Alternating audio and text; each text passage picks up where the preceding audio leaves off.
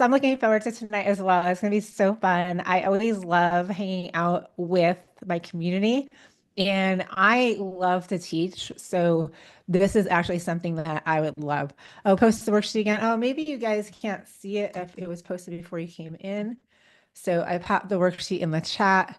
So let me know if someone can let me know if you can see the worksheet in the chat. That would be awesome. And yes, so it's up in there now. Perfect. I might have did it too early. So that's the worksheet. Again, no stress about the worksheet. Do not worry. You do not need to print it out. We can use just a plain old sheet of paper. If you got like a notepad just like this or a plain sheet of computer paper, it's going to work just fine. So do not worry. Don't you worry your pretty little faces about the worksheet, but I want you to have it so you can play along. So anyway, it is the top of the hour. So welcome everybody to our creating your naturopathic prescription workshop. It is a workshop. Like I said, we are going to be working through some things. So I'm going to share my screen. Let me see. Let me get the right screen up and let me put that in the right view. Okay, and then let me share. Okay, and let's see. So you should, nope, screen sharing is paused. Oh, stop the share. Let's see. Share screen. To share. All right, so you should be able to see my screen now. Hopefully you can see my PowerPoint. And this is what we're talking about today. So we're going to go ahead and get started. I'm not going to ramble too much. If you do have questions, I'm not going to be looking at the chat until the end. So either hold your questions to the end or pop them in. I will do my best to answer as many questions as possible, but we do have a lot to cover tonight, so I may have a separate Q&A session to answer those questions later, or we might just answer them in as we go. So I will check now and again. So here we go. So what are we going to do tonight? We are going to learn to decode your symptoms and create a custom healing roadmap for you, just like you would do if you were to go to see a naturopathic or even a functional medicine doctor. So the really cool thing about what we're doing tonight, that worksheet or what you're going to be writing down on your notepad is something that is a universal language for functional medicine and naturopathic physicians. So should you go to your local naturopath or your local functional medicine doctor, you will already be one step ahead of them, which is super cool. But if you're not going to go to one of those doctors and you want to actually be your own healer, that is exactly what I teach in my Glow Protocol program. And this is kind of the beginning of that I'm teaching you for free tonight. And so if you want to dive deeper into that with me and with my coaches, that is something I'm going to share with you. At the end, we do have a very special pricing right now for the Glow Protocol where we will actually help you make use of this roadmap, but you're going to be very, very happy with the roadmap at the end of tonight. So real quick, just close your door, tell your husband or your kids or whoever else is around that you need some time to yourself because you're going to make yourself better, your 10.0 version of yourself for 2025. And in order to do that, we need to focus. Really quick, those of you who are new to my community, I am so happy to have you here. I'm Dr. Michelle Sands, and all you really need to know is that I am super, super passionate about spreading the message of hope and healing to as many women as possible because I feel like the message we have gotten over the years is that there's nothing we can do. It is so bleak and the future is not bright, and that is not true at all. I felt it myself. I dealt with everything you can think of, from infertility to Hashimoto's thyroiditis, to celiac, to acne, weight gain, PMS, food sensitivities, parasites, the list goes on and on. Anyway, I've probably had one of the things that you're dealing with. And I started off with a very, very bad start. My family did not even have vegetables in the house. The only vegetable I had until high school was canned corn. So what I'm trying to say here is no matter what your starting point is, no matter where you are right now, you can actually make that change and you can be in the best shape of your life. You can be in the best mindset of your life. You can have the best mental health of your life and you can have the best happiness of your life. And so I am a licensed naturopathic physician. I am the founder and CEO of Glow Natural Wellness. I lead an amazing team of practitioners and coaches that just love what they do and they are just as passionate as I am at really helping women to overcome their struggles and live their best lives. And I love the hard cases. So if you've been told you're too confusing, you're too complicated, nothing seems to work, this is going to help to make all those answers make more sense. Okay, so again, I spent the majority of my life bouncing from doctor to doctor, basically on the roadshow of take this prescription, there's nothing you can do. Then I turned to Eastern medicine, meditation, yoga, do really anything I could do to find answers. Finally, I went back to school, became a doctor, didn't like the conventional path, so found naturopathic medicine. And I was able to heal myself in the process. I was able to overcome the diagnosis of primary ovarian failure. And it really wasn't a failure, it was just an insufficiency. And the insufficiency was due to all the health issues that I was dealing with.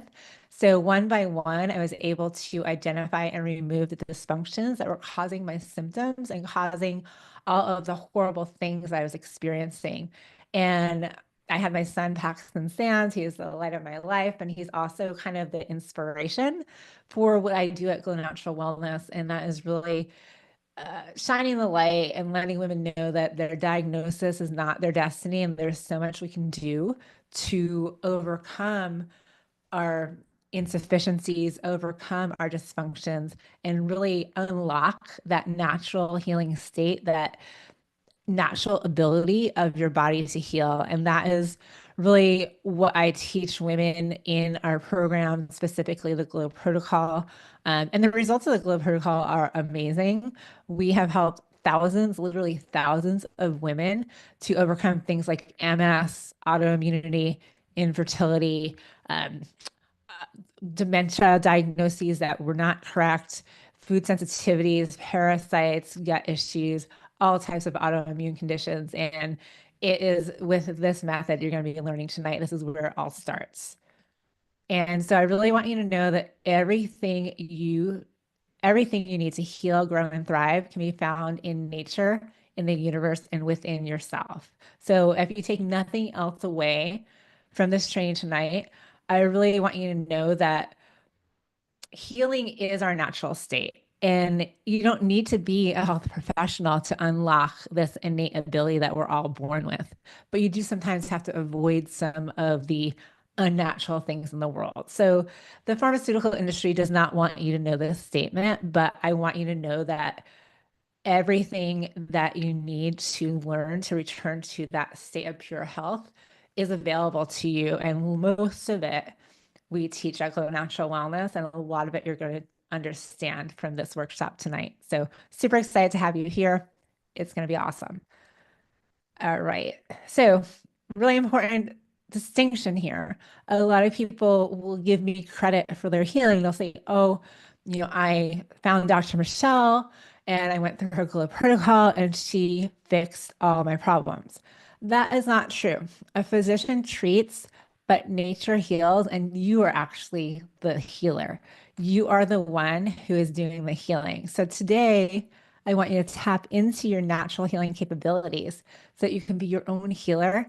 And your doctors can be the facilitators. They can order the labs. They can help you understand what the symptoms mean. But you are the one who has to take control because nobody else knows your body better than you do. And in society, we tend to look up to doctors, and especially the ones that perform the most surgeries or writes the most prescriptions.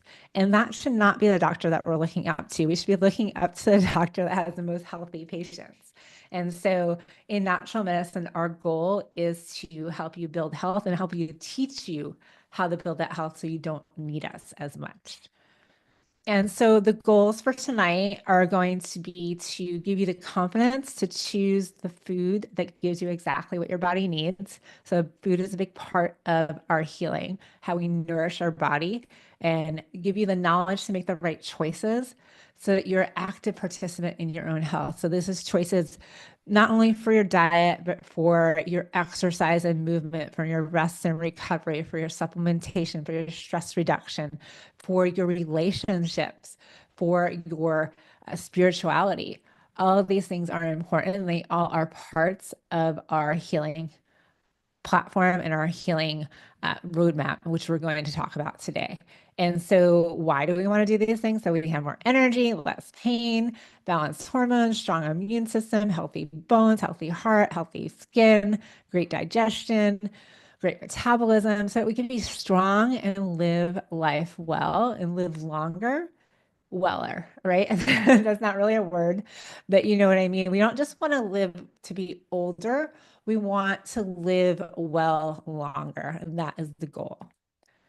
And so, even more important than all those things is having, of course, having a strong immune system so that we don't have to succumb to the next virus or next bug or next super bacteria or all the EMFs that's thrown at us. So, the stronger we can be, the more resilient we can be, the harder we are to kill or just the better we can be out in the world and things not affect us as much because we're never going to get rid of all the toxins. We're never going to get rid of all the cell towers. We're never going to get rid of every virus and bacteria, but the more resilient we are, the more we are able to overcome all those dysfunctions and really shore up our systems, the better we can actually handle anything that life throws at us. Okay, so the agenda for tonight. We're going to learn how to map out our medical history in a way that makes sense to us and also to whoever we're working with to help us with our health, whether it be a health coach, whether it be a doctor, whether it be an energy healer. It's really important to understand your history. And then we're going to decode your symptoms. And then we're going to unravel what your hormones are telling you. And then we're going to discover what your body needs and when it doesn't. We're going to leave with a roadmap for healing, and you're going to learn how to unlock your glow. And for those of you that don't know, glow stands for genetic leveraging for optimal wellness. And what that means is using what your mama gave you and making the most of it, basically. So you're going to leverage your own genetics for optimal wellness, not somebody else's, not trying to be something you're not, but you were perfectly made to be exactly who you are. And we're just going to make sure that we leverage everything you have to give you the best health for you. And that's all we can ever ask for.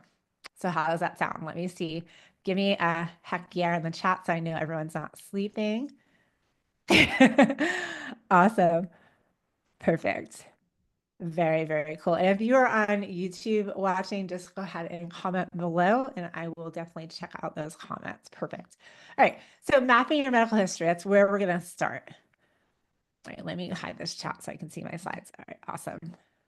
Okay, so this is a little picture of the worksheet. And so you'll see today's objectives are we're going to learn exactly how I would approach a patient and how functional medicine doctors approach their patients.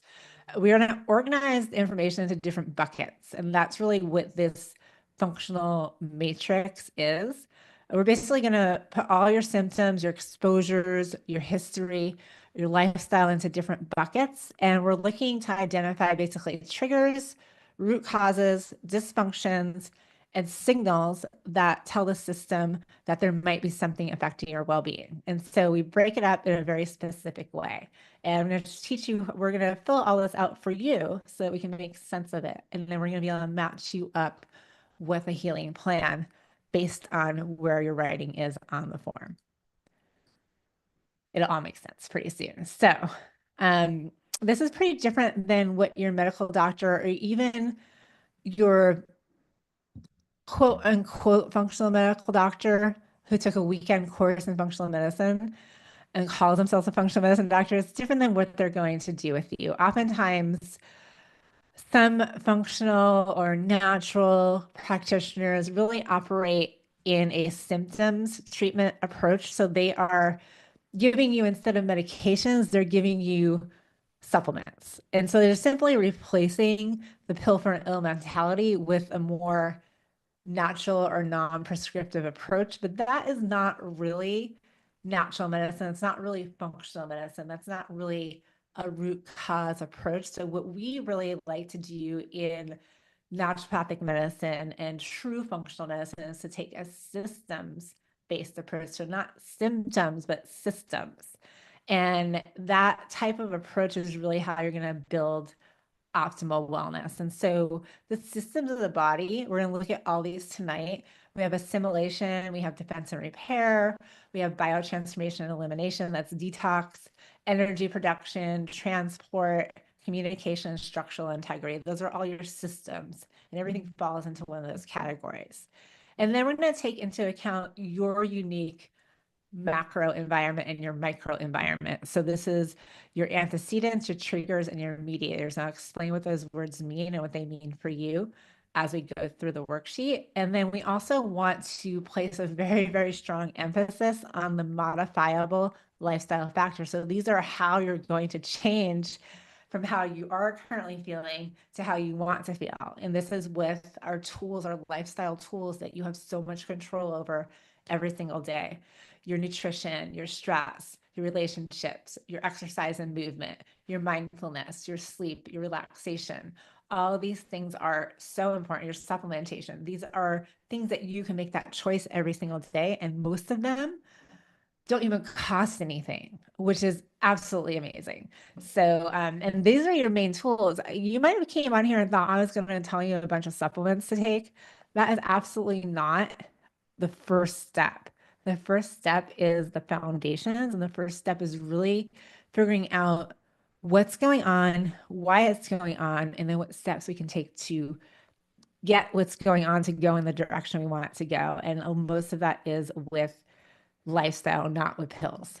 Of course, supplements are supplemental to your lifestyle. So sometimes we can't get enough of a certain nutrient, or our body doesn't absorb a certain nutrient, or it's just not practical in everyone's every day to get all that stuff in. So that's what supplements are for. They're supplemental to your healing protocol. So a lot of times people will ask me like, hey, Dr. Michelle, what do I take for this? And what do I take for that? And what do I take for this particular condition? And that would really be a huge disservice if I started just listing out a bunch of herbs or homeopathic remedies or hormones or any of those things, because it's not really how you heal. How you heal is with the lifestyle.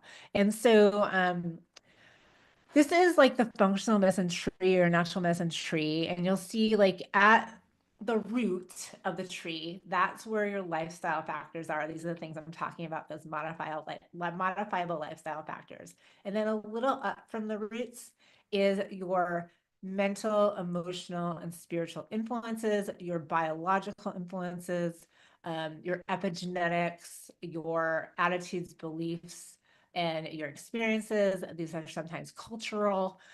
That's right up from the root. And then we have our systems, our functional medicine matrix that we're going to fill out. These are all the systems of the body. That's another step up.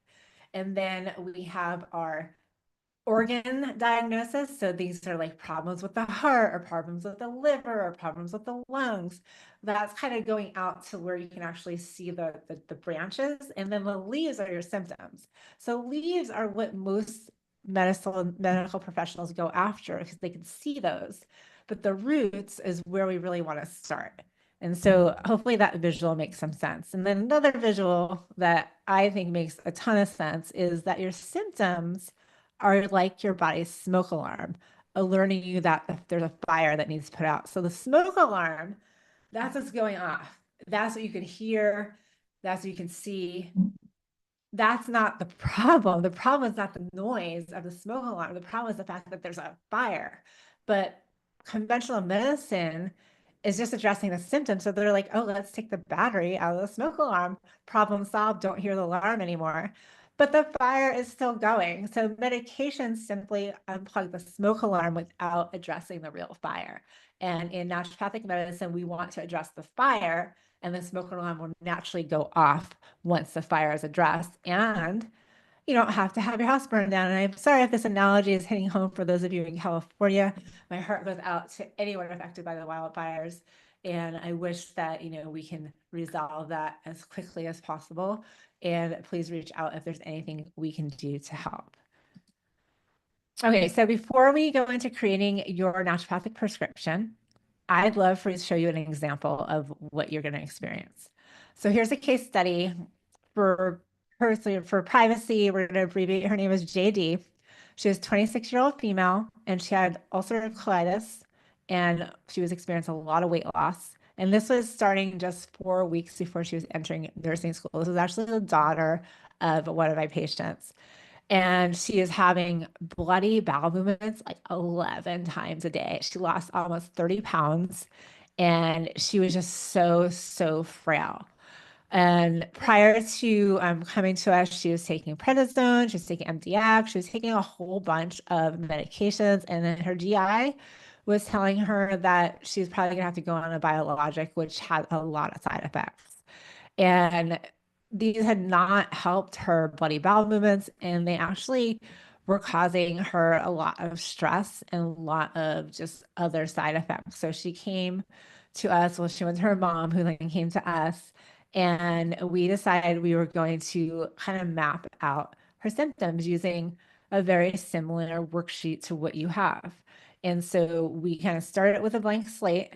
And so you'll see, we'll explain what all of these different categories are, but assimilation, that's your digestion, your absorption, your microbiome. And then we have our structural integrity, that is your musculoskeletal system, that's your bones, your cellular membranes. Then we have communication, that is your endocrine system, like your hormones, neurotransmitters, and immune messengers like cytokines. And then we have transport, which is your cardiovascular system, your respiratory system, and your lymphatic system. And then we have defense and repair, that is your immune system. It's also inflammation, infection, microbiome. And then we have energy production, that's our mitochondria. And then we have biotransformation and elimination, that is our detox, liver, our kidneys, and all the detoxification. So we had to see in JD what is going on with her. So we were able to see antecedents. This is her, what kind of led her to this point. She had bulimia when she was between 19 and 20, so about 5-6 years previously. She was diagnosed with Lyme disease at 20. She had multiple concussions during a ski trip, a history of IBS in her teens, multiple cavities, mercury fillings, recurrent UTIs all through college. She had mono in high school. She had a root canal with a failed infection. And then she also had candida and some other issues going on. Triggering events for her was going to be lack of sleep, poor dietary choices, and also nursing school was a stress to her as well. And then mediators and perpetuators, chronic stress, and insomnia. So that's what we had there. And then we went over to her symptoms, seeing what she's actually dealing with. And so we had gas and bloating. We had constipation, alternating with diarrhea. We had stomach aches after meals, nausea, bad taste in her mouth, stool with strong smell. And then for structural integrity, she had nails were breaking, hair was breaking, very, very dry, skin issues, communication, loss of libido, vaginal dryness, transport, cold hands and feet, poor circulation. Then defense and repair, she had lots of issues going on there, pain, urinary tract infections, sinus infections, mono. She traveled to different countries and she got parasites. So lots of different things. She also had some drug use. I don't know if that was good or bad, but then we have to put that down because it affects that system. And then energy production, she did not sleep well, always tired, mental brain fog, poor memory, hard to concentrate, and then biotransformation elimination, chronic dehydration, IBS, mixed IBS, so both diarrhea and constipation, poor smelling stools, household cleaners were very synthetic, lots of toxin exposure, silver and mercury fillings, and an aversion to chemical smell. So she was very chemical sensitive. So that is basically her matrix. And then in the middle, you see she felt depressed, hopeless, and helpless. She didn't really have any spiritual guide. Mental, emotional health was really in the tank. And then we went down here to some modifiable personal lifestyle factors. So she was only sleeping 5 hours a night.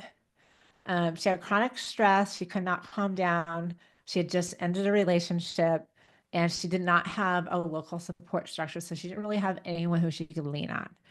Exercise and movement, she just did not have energy to get any actual movement into her day. So she was sitting most of the time. Nutrition, she was on the standard American diet, fast food. Then she tried to go vegan and she was just not really able to eat hardly anything without feeling sick. She was not able to regulate her stress. She felt like she was naturally a calm person, but she felt like she was just running 100 miles an hour. And then her relationship, she didn't really have any close personal relationships.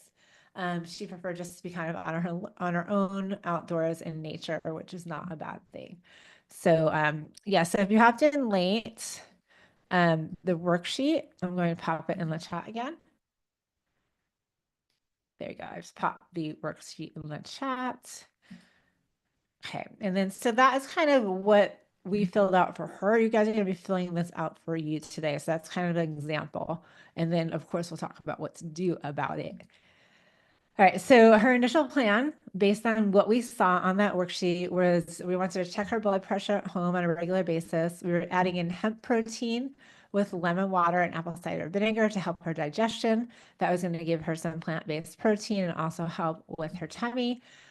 We were going to treat the underlying inflammation with the GAPS elimination diet. That is very simple and gentle plan for someone with that much gut issues. We did start her on some supplements. It was a probiotic, vitamin D, zinc, and some mucosal support for her intestinal mucosal barrier to help kind of soothe it. And then we gave her some stress reduction exercises. So that's not a lot. She had a lot going on, but you'll see we gave her like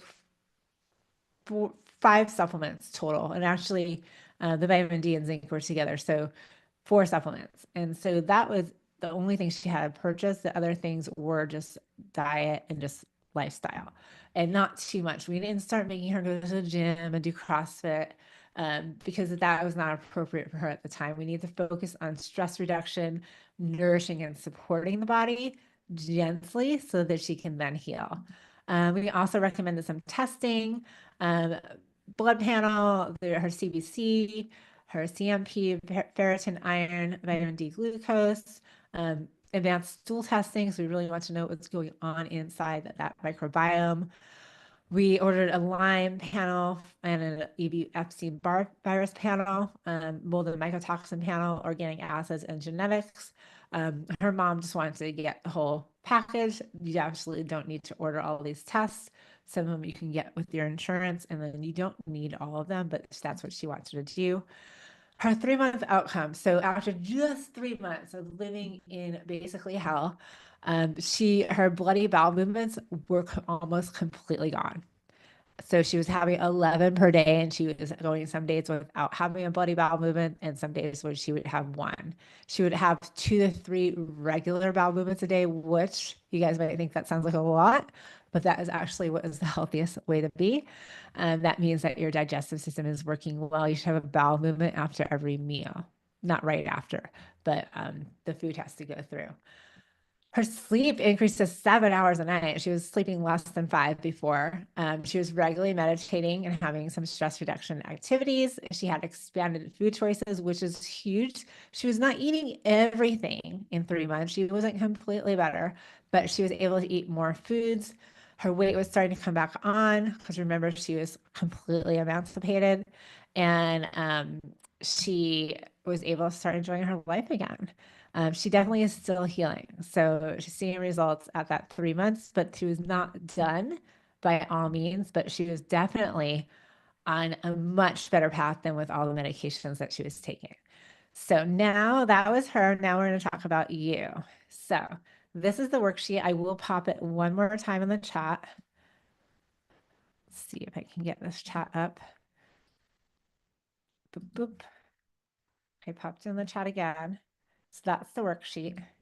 And so now we're going to talk about you guys. Let me just get back to my screen. Okay, so this is going to be your own personal matrix that we're going to start on. It's going to be your roadmap. And so this worksheet, if you don't have it handy, you can just grab a piece of paper. Again, do not worry about the actual worksheet. You can just write down the heading of the topic, and then we can do it old school. Actually, most doctors do this just writing on a chart, not with a worksheet, but I want to give you a little thing to follow. So this is kind of what we're going to use as the basis for your healing roadmap. And so let's go. So this first section up at the top, we have on the left-hand side, we have retelling your story. This first section is called antecedents. And this is basically, we're going to answer a question in these 3 boxes below the retelling your story. How did you get to where you are today? That's what we're trying to find out. What things contributed to or are still contributing to your current state of health? At least the things that you don't want. So the first box is antecedents. And antecedents is just a name for genetic or acquired conditions that predispose you to a disease or pattern of illness. So basically, all it is it's what your parents gave you. There's nothing you can do about this. It's nothing you did wrong. It's just what you were born with. And so let me just skip that. So some examples of antecedents are your family history, whether it's a family history of cancer, you might want to write that down in this section. History of cardiovascular disease, Alzheimer's, schizophrenia, alcoholism, anything, diabetes, anything that is the family history. So if you know that your mom had any stressors before delivery, so that could be things like if she was a smoker, if she was exposed to alcohol or drugs or exposed to toxins. Personally, when I was pregnant, I was exposed to a high amount of mold. I did not know at the time that I'm highly mold sensitive. And so my son Paxton actually came early. He was a preemie because my body was just rejecting that mold. So anything like mold exposure, toxins, infections, any infections that your mom had, or any dental problems that your mom might have had. Or if your mom was a heavy consumer of processed foods, foods with preservatives, foods with dyes. Those are all things that you want to put in this area. Also, if you were bottle fed in the early stages of life instead of being breastfed, these are all things that can contribute to your symptoms that you experience today. So I'm going to give you a moment just to write some of those things down. This is not a complete list, but so any family history of disease or any stressors your mom was exposed to either before delivery or anything that happened to you right after delivery. So it could be for some people, not most of the women on this call, but it could be circumcision for a boy. It could be getting some shots early the first few days of life. It could be taking a formula with high fructose corn syrup and soy. That was what they tried to give my son when he was in the NICU in his first days of life, and I would not let them do that. And they told me that I was like being like child abuse on him. And so I had to like go and like get all my studies and come back and school the doctors and nurses at the hospital that they're actually doing a disservice to all the kids. But anyway, this is things that you had no control over. So do not worry. We only do what we can only fix what we know. And so we're not blaming your mom. We're not blaming your dad. We're not blaming your ancestors. This is just knowledge for us so that we can make sense of what is happening to us now. And don't worry, yeah, so don't think of yourself as as like, what did I do? Right? It's not the mom's fault. And if you're a mom, it's not your fault if any of these things happened with your children. The truth is that we can only do the best with what we know now. And so now we know better, we can do better. And that's why you're all here tonight. And that's why I love what I do, because I help people know better and do better. And yes, there's going to be a recording of this. And so you can go back and refill this out later. Um, but for any of the moms here tonight, preconception and pregnancy is super important. That time of our life when we are leading up to conceiving and during our pregnancy, that is like we're learning more and more. We've seen studies where if a mom has poor nutrition during pregnancy, then we can see decades later mitochondrial dysfunction, incidence of type 2 diabetes in the adult child. So not right away, decades later. And so it is an epigenetic regulation of the metabolic genes that is causing diabetes, it's causing things like mitochondrial dysfunction, so low energy. And these are studies that we see um, where the mom's diet affects the child as they're adult later in life. And it's really crazy. I have the study listed right there, but really, really important stuff. And now we're seeing research too, what the dad, his lifestyle in the 9 months leading up to conception is also very, very important. While his sperm is being created, that sperm that's contributing to the baby, that sperm is there for 3 to 6 months prior. So we really want to make sure dad is really being healthy in the 9 months leading up to the conception, and the mom as well. So super important. Yes, I didn't put the hours there. I didn't know I put that animation in. Okay, so next section. So you're going to write any of your family history, anything that your mom did during pregnancy or leading up to pregnancy, or if you know that your dad was a smoker while you're being conceived, all that stuff is important. The next box is triggering events. So that's your second section down to the left. And a triggering event, oh, I can't click. This is life events or factors that provoke symptoms of your condition. So this is something that might set off a condition.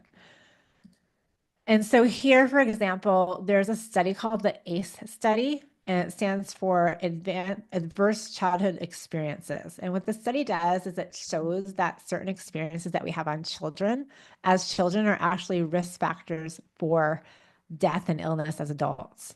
And what they mean is that any traumatic experience that you have as a child, not just physical trauma, but like neglect, emotional trauma, this can affect our health. And so we are really living in a tapestry of our history.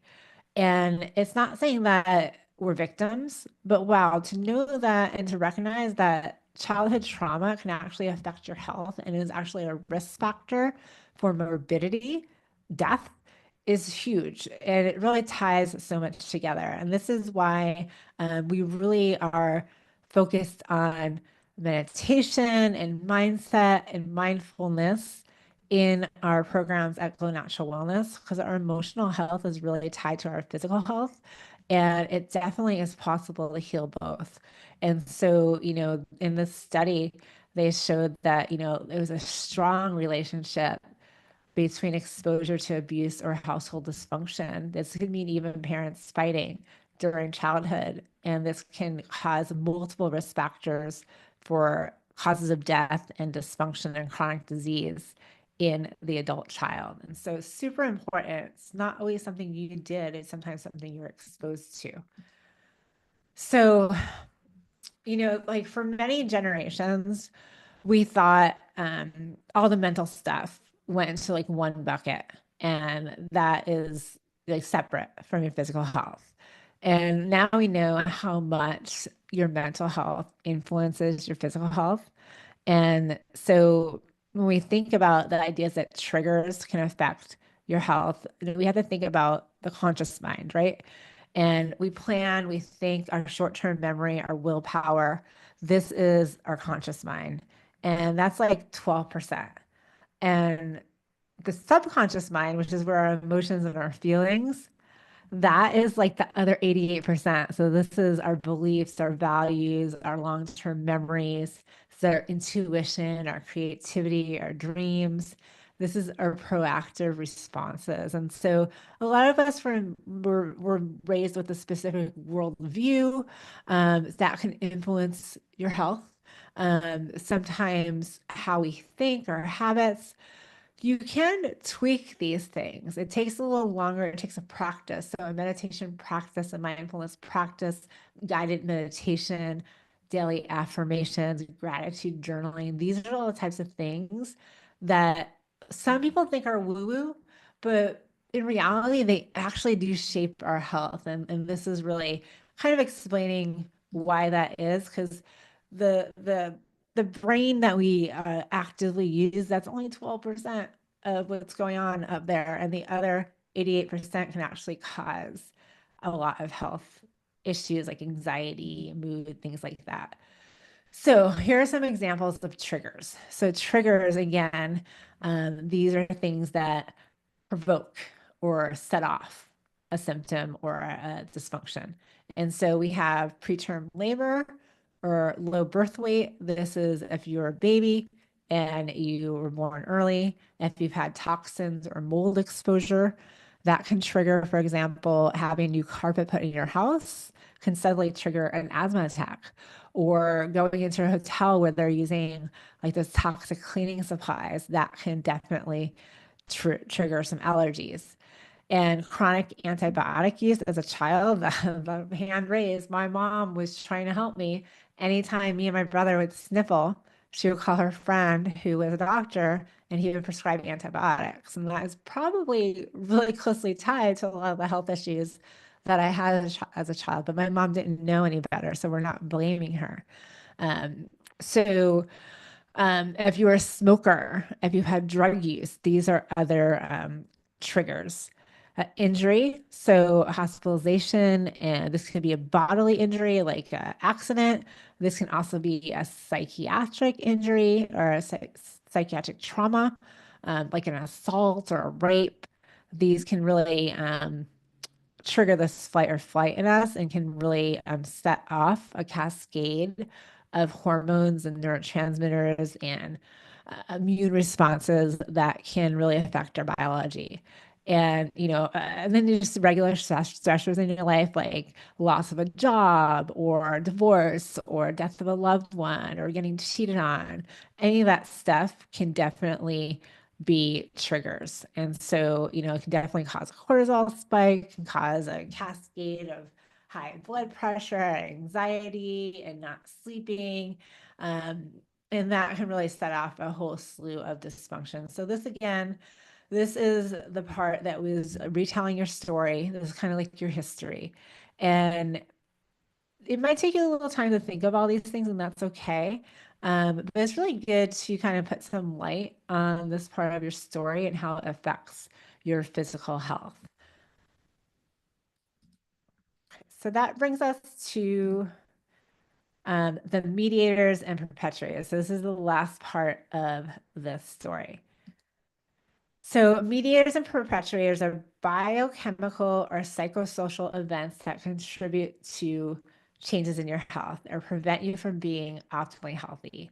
And so basically they keep the fire going. So you have your trigger that might have provoked something to happen, but then the mediator keeps it going, like doesn't let you get better. They keeps like rubbing the scratch or adding fuel to the fire. So it could be living in a toxic environment. It could be work stress. It could be a bad relationship. It could be that you have air fresheners in your house that have toxic chemicals that you're always breathing in. It could be continuing to eat a food that you know doesn't agree with you. Like you know that you don't do well with gluten, but you just can't stop eating it because it's addictive. It could be smoking cigarettes. It could be something like dental fillings that you don't have removed and they're toxic in your mouth. It could be breast implants. It could be many, many different things that continue to use perfumes or body lotions that have parabens and phthalates and petrochemicals in them. Even some of our prescription drugs and our hormone replacement therapy have forever chemicals and petrochemicals and microplastics. And if we're using it every day, these can be mediators. So medication side effects, definitely one of them. And so, for example, if say you had a car accident, and so that would be a trigger. But then you went on vacation and you were in this kind of bubble where people are feeding you and you were having lattes whenever you want and they were cooking for you. And so you had some time to recover because like everyone was taking care of you. But let's say you had that car accident, but then you had to get all five of your kids to school every day, and you're a single mom and you had to go to work and you could not even rest. And then your grandma dies, all these things kind of happen. And then it's a completely different story. You're not going to heal as well as the person that was well taken care of. And so some of these mediators and perpetuators are things that kind of keep the disease going. And so it could be something that you're doing on a daily basis. It can just be just part of your environment of chronic stress. And so those are mediators and perpetuators. And it could be something as crazy as where you live.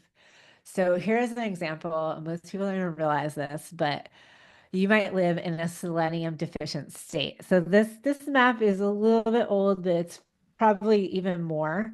I mean, there might be more deficient states now, but I lived in Vermont for a while. Now I live in Florida, both deficient states. I grew up in New York, also a deficient state. And so what that means is that despite all the nature that we have, especially in Vermont and all the farms, zero selenium in the soil. So look on the map and see if your state is red or yellow. And if that's true, even if you're eating organic and you're eating all your fruits and vegetables, even planting your own organic seeds, you have no selenium, which means that you are at risk for hypothyroidism. It's on the rise, and many of these red states really you have no selenium, so you are likely going to have more incidence of thyroid disease. And it's true people that live, and when I say red states, I don't mean Republican states. I mean states that are colored red on the map for selenium deficiency. That means that you just don't have access to one of the vital nutrients for your thyroid. And so if you are, in California right now, at least you may have fires, but at least you have some selenium in your soil, so you can be happy about that. But this is something that is a mediator that you really might not even know about. So there's so many things that we're not aware of, cell towers and EMFs and things like that, that can be mediators of your condition and you don't even realize. Here's another one. And this is kind of like a geeky slide, but just look at the red and the blue writing. So this is fatty acids. So if you eat soy oil or canola oil or corn oil, it's going to go down a pathway and it's going, or conventional animal fats also, they turn into arachidonic acid. And arachidonic acid is highly inflammatory.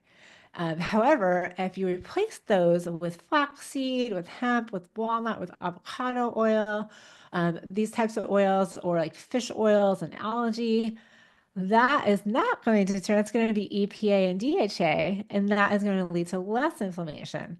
And so you don't want to eat the soybean oil, the canola oil, the corn oil, the conventional animal fats. They all get metabolized into that arachidonic acid, which is circled in red. And arachidonic acid is angry, it's inflammatory, and it will find any little part in your body and it will just add a little bit of inflammation there.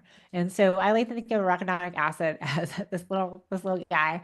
And that's kind of when you can picture in your brain when someone's offering you vegetable oils, and you don't want that to happen in your body. Another thing is years back when I was, just trying to heal on my own, I knew there was something to giving up gluten, but because I didn't do well with gluten. And so I went gluten free and I felt a lot better. And there's also many patients that I worked with over the years that they weren't clinically celiac. They didn't have celiac disease, but they were reacting to gluten. And so once they removed it from their body, they felt so much better. Now, I remember I was working with two ladies and they were in the late 70s and they were from Sweden. And they really loved their bread and their cheese, but they were also experiencing a lot of inflammation. And they had arthritis, and that was really, really bothering them. And so I talked them into going 30 days without gluten. without conventional animal fats, and without cheese. Well, I'll tell you, they thought I was kidding. Like, there is no way. Like, what are we going to eat? There is no way that we're going to do that. And well, I saw them 5 weeks later after giving them this challenge, and they told me they only cheated twice in 30 days. And they were also shocked that their pain was pretty much gone. It's not completely gone, but it was pretty much gone. And they agreed to keep the gluten and the dairy out. And they were really able to do so many more things with this less pain. And it's funny because they were a bit embarrassed to tell me that they cheated twice. Like they were like, oh, we messed up. We're so sorry. And I thought it was amazing that they only had twice in 30 days because gluten and dairy were just so much a part of their lifestyle. But I'm not here to judge. Like I here to give you the information to let you know what your body is doing and possibly why. And I think it's important to know what food signals your body is getting so that you can balance out with different signals so that your body can get back in balance. And whether you are perfect with your diet or whether you do your best and sometimes you have a weak moment, it's okay as long as like most of the time or more times than not, you're making the choices that help your body to feel good. And sooner or later, there's going to be that feedback loop that's going to tell you that well, every time I do this, I get a positive response. And so I want to do more of that. And every time I do that, I get that negative response and it hurts. And then your body is going to naturally have an aversion to those things that hurt you once you really understand what they are and you put the pieces together. So, example of the mediators. Let's see, we got relationship stressors, single parenthood, divorce, isolation, job stressors, things like pressure changes in the environment or barometric pressure changes. Some people are really sensitive to that. I personally am not, but there's some people who are. So that's something you can think about. Nutrient imbalances, sensitivities, things like the dairy and the glutens. For some people, it's histamine foods. There's lots of different sensitivities that people might have. It can be a structural imbalance. So it could be like one leg shorter than the other and you're always off balance. It could be scoliosis. That can definitely cause some inflammation or some pressure in different parts of your body. Drug, alcohol, smoking use, exposure to toxins in your environment. You'll see some of these were also triggers. So it's okay to have things in multiple places. And of course, processed foods, artificial colors, sweeteners. We just got rid of that one red dye, but there's still many, many other dyes that we need to get rid of. But so they're in our foods, they're in our drinks. And so we really have to watch and try to be as clean as possible with what we're putting in our body, especially if you are linking how you're feeling to these issues. So I'm going to take a few questions right now. Does anyone have questions about this one little section that we went over? We're going to go over it all. We're about 50 minutes in, so I'm going to try to go a little faster. But let me see if you guys have questions. Let's see. Is it okay to drink organic soy milk? As long as you feel good with your organic soy milk, I do not have a problem with organic soy, but soy oil is generally GMO and not really good for you. Awesome. So people are saying it's clear, no more red dye. Yes, thank God. But it's not going to go into effect right away, and we still have red number 40, which I think is just as bad. So I'm celebrating, but not yet. I think that it's good that the conversation is starting. Absolutely. All right. So real quick, we're going to go on to the next section, but first 10 chair squats. So all you're going to do is you're going to get up. You are going to, oh wait, let me stop my share for a second. All right, so we're going to get up, our chair, we're going to sit down, and we're going to get up 10 times. 1, 2, 3, 4, 5. Do it with me. I hope I'm not doing it by myself. 7, I think that's 7, 8, 9, 10. All right, shake it out. All right, there we go. I gotta share my screen again. Hopefully I can do it without causing too much problems. Okay, here we go. All right, so that is just to get your blood flowing, as I do not want sitting and watching this presentation to be one of your mediators. So we're not going to spend too much time there. Shake it out, drink some water. Drink a little water. So, all right. So we already did the questions. So I went through that. All right. So we went through mapping your medical history. Now we're going to go on to decoding your symptoms. So this is the big part in the middle that this is everyone's favorite part. All right. So, oops. All right. Here we go. So this is going to be the big part in the middle. So we're going to start in the white section, the physiology and the function, organizing your clinical imbalances. This is where we look at your symptoms and your history, and we assign these things to one or more buckets that are associated with a body system. So this is our systems-based approach. So just like we did with JD, the lady with the gut issues in the beginning, where I gave you that example, you might notice, or you might have noticed when I was showing you her form, that she had some things were in more than one category, and that's okay. So we are going to go ahead and do our best here. It's not going to be complete. Definitely in our Glow Protocol program, this is where we kind of work through all these symptoms, and you really get to dive a little deeper into each of these. But for our purposes tonight, we're really going to work our way around the circle. We're going to start with assimilation, and we're going to work our way around, and you're going to be really to see on paper where your dysfunctions lie, and then we can match you up with a dietary strategy. All right, so assimilation. This is moving things from external into your internal environment. This is digestion, absorption, your microbiome, and respiration. So this is basically when you're eating stuff, how it becomes part of you. It's also breathing air and your environment, anything that's coming from the outside and going inside. So interesting fact, during your lifetime, 25 tons of food is passed through your body. So that's a lot of food, especially if it has the red dyes in it, or it has preservatives, or it has high fructose corn syrup.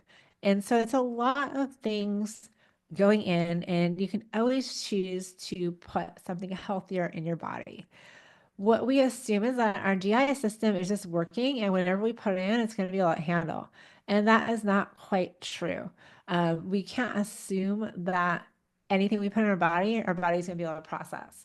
And so there's so many things in our food supply now that were not in our food supply years ago and are never supposed to be in our bodies. So this is the reason why a lot of us have a condition called leaky gut syndrome.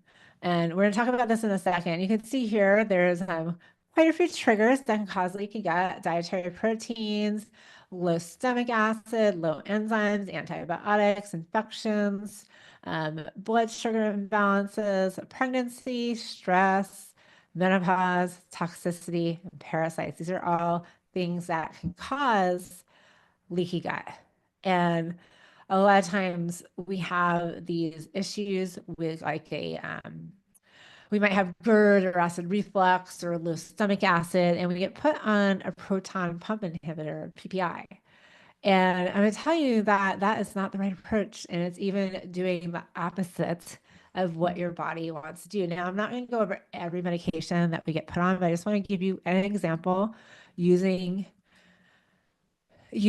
a protein pump inhibitor. So stomach acid, really important because it's supposed to be a pH of 1.8 to 3.2. We need to be in that ballpark to digest all the proteins that you eat. So your stomach creates protease, which is an enzyme that helps to break down proteins. And it does that when it's at the perfect pH between that 1.8 and that 3.2.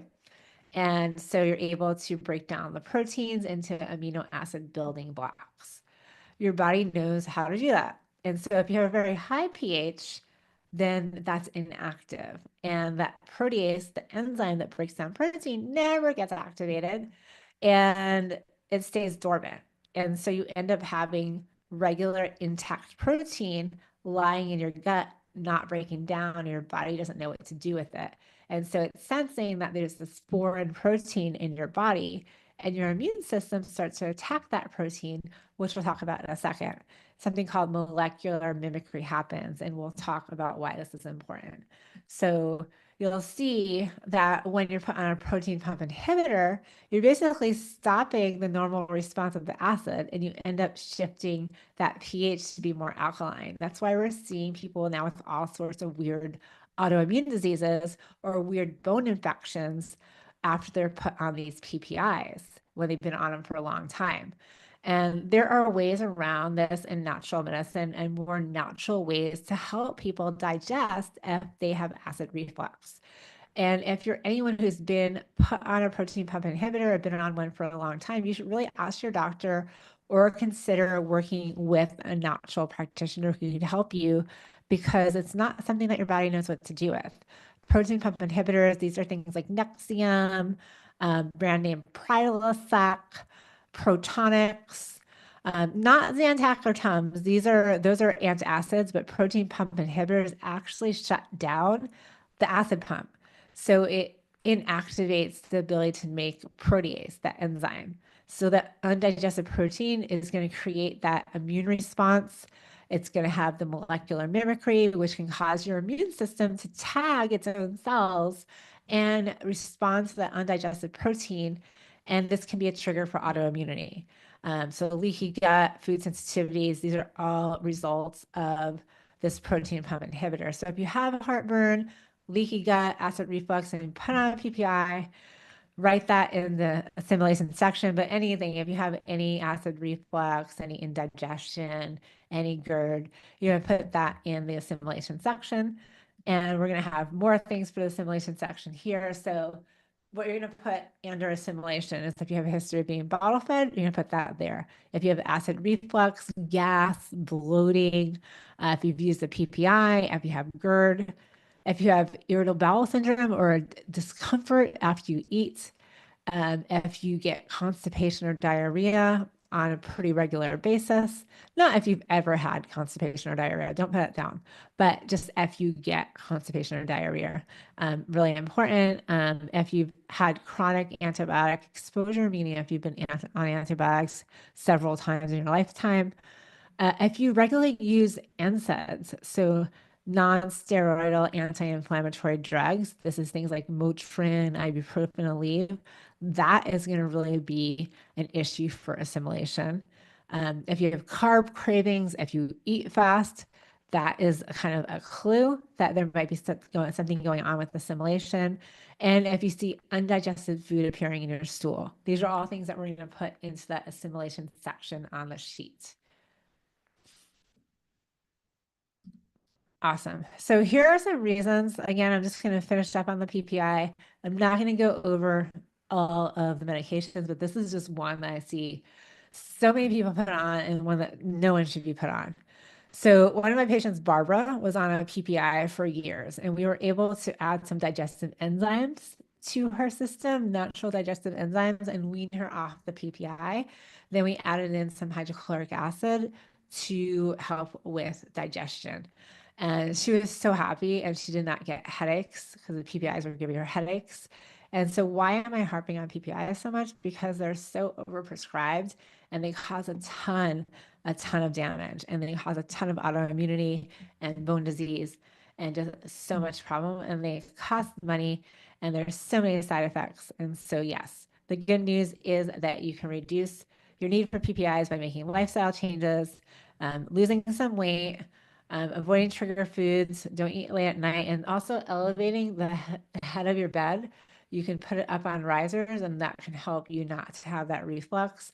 But the digestive enzymes and weaning off the PPI, we do have a whole protocol for that inside the GLOW protocol, where we actually will gradually wean you off, and then we add in the digestive enzymes and the HCl, and it can make a world of difference and just add years to your life.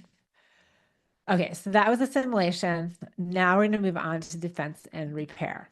And again, just stating that this is not every single thing that can ever be an assimilation, but I'm giving you the most common so that you have something to write down.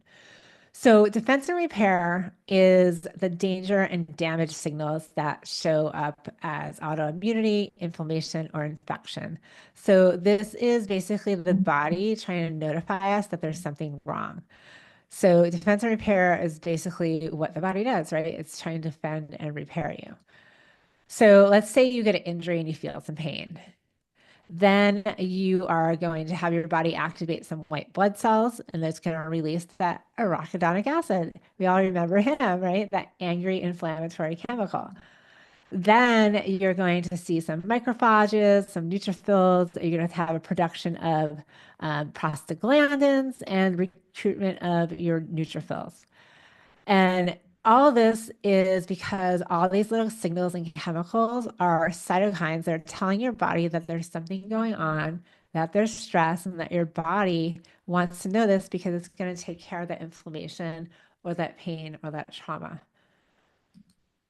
And the problem is you get confused as a result, and it can actually trigger a response when you're eating food. So in our typical American diet, if we eat like a Big Mac and fries, they actually found this study where they asked a group of people to eat the same meal, and it ended up being a mixed fat meal from McDonald's, 910 calories. It was a sausage egg McMuffin with hash browns. Everyone had the same meal, and they measured their blood before, 1 hour after, and then 3 hours after the meal. And what they found is that inflammation markers, just regular inflammation markers that we measure in conventional medicine, they found measurable increases in their inflammatory markers just 1 hour after eating the meal. And the problem is they actually stayed elevated 3 hours later.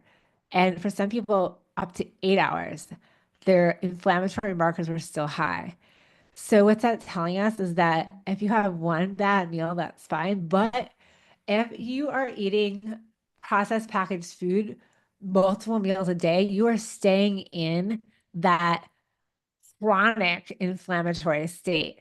And so what they found in the study was they asked when the people ended up eating the same meal from McDonald's, they measured their blood before, like I said, and then what they actually found was that um, the increase would just stay like and never go away.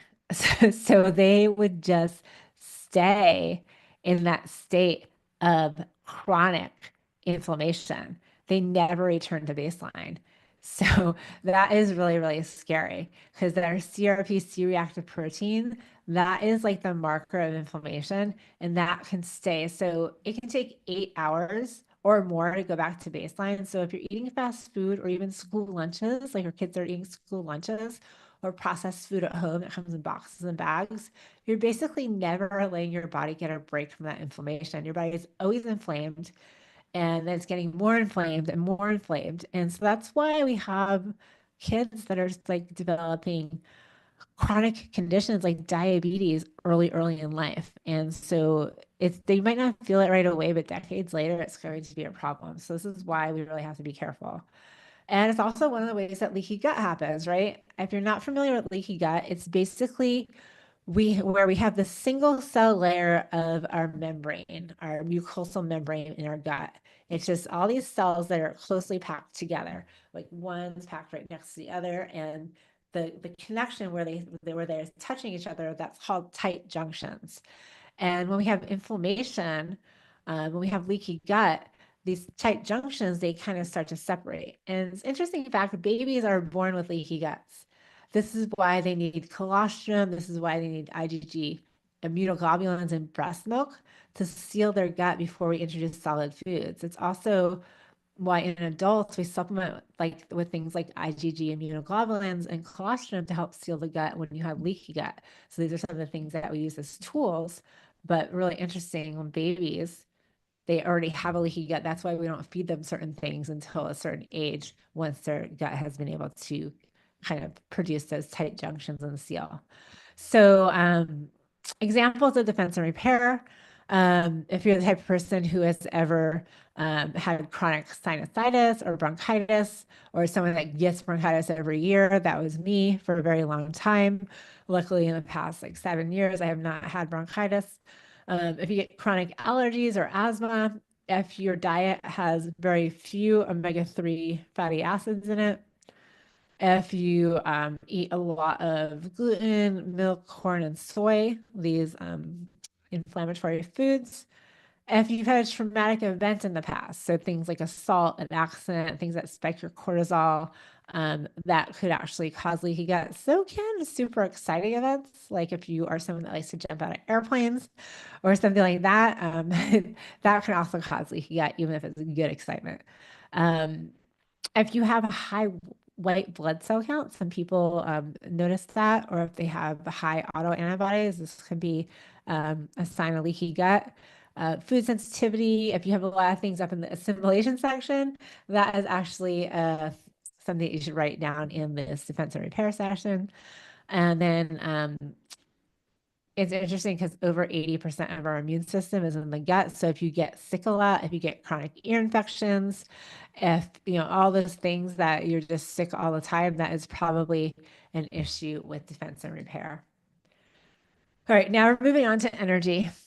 And hopefully you have some energy left because we've been going for a little while, but we're going to move through this. Awesome. So energy production is how your body uses oxygen to create energy, or ATP, which is energy in the mitochondria. It's like our currency. It's like our money. So ATP is our energy source.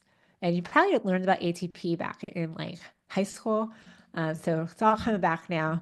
So our mitochondria, you probably heard that they're powerhouses of the cell. But if you remember from biology class in high school, that this mitochondria, they're everywhere in your body. And so what is really interesting is that our brain uses the most energy in our body.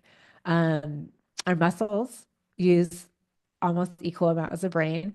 And then we have our fat tissues use 4% energy, our heart uses 9%, our liver 21, our kidneys 8%. So it's kind of interesting how much is used by the brain. And then our eyes, our ears, our pancreas, our bowels, our nerves, and all those things make up 16%. Kind of cool. And so that's where we need it most, our brain and our muscle. We do use it other places, but interesting enough, the way you can tell if somebody has a mitochondrial issue is if they have brain fog and if they're really achy and tired. I call it brain drain. And a lot of people have some type of mitochondrial issue. And if we can help feed the good mitochondria, if we can help support the mitochondria, you can actually get better in like 30 days. You can actually turn mitochondrial dysfunction around very, very quickly. And so, under lack of oxygen or hypoxic stress, is what it's called, your mitochondria can actually regenerate at 3,000 per cell. And so basically your body wants to be healthy. It knows what to do. This is why marathon runners, when they're training, they basically are creating this hypoxic stress in their muscles. And it's happening on purpose because it's making their body have to make more mitochondria. So if you actually did a biopsy on a marathon runner's leg before training, you'd see it's packed with mitochondria. And so just starting to move now, if you're starting to exercise, if you're going for walks, if you're starting to go to the gym, you're going to actually start to make more mitochondria. It's available to all of us. You don't have to run a marathon. You can simply practice deep breathing. Because did you know that the more oxygen you have, the more mitochondria you make? So oxygen is needed for your mitochondria to produce. It's kind of how your body makes energy. And so deep breathing could actually be really helpful because that's going to help the mitochondria in your brain. So if you remember toxin exposures, things like smoking, pollution, inflammation, EMFs, metabolic byproducts, chemicals, all these things, these all have a big impact on your mitochondrial health. And your mitochondria become less efficient and they start to make more mistakes. So as we age, it gets harder. And you're exposed to more and more things accumulate. But knowing that you guys are here, you know that next time you eat something, what's on the end of your fork can actually help your mitochondria. So it's not all doom and gloom just because you're getting older. And so mitochondria can also clean themselves out. So if you have damaged mitochondria, they have something called cell death or mitosis to get rid of the bad guys, get rid of the ones that aren't working. Kind of like in The Godfather, how they kiss you and they know you're going to die. That's what the mitochondria do. They're basically helping the cells that are sick end their life. They recognize that they're not doing what they need to do, and they're able to program those cells to die so they're not causing any more issues. And the problem is when you have defective mitochondria and you're not able to clean out and replace the bad mitochondria with good mitochondria. And this can cause things like dementia, especially in the brain. Dementia is highly associated with mitochondrial dysfunction. And so we want to make sure that we're fueling our body, we're getting plenty of oxygen, we're getting exercise, we're putting our body in the state of hypoxia, oxygen deprivation, and then we're giving it more oxygen, and then we are not being exposed to all these damaging things. And so that is how we're going to have healthy mitochondria.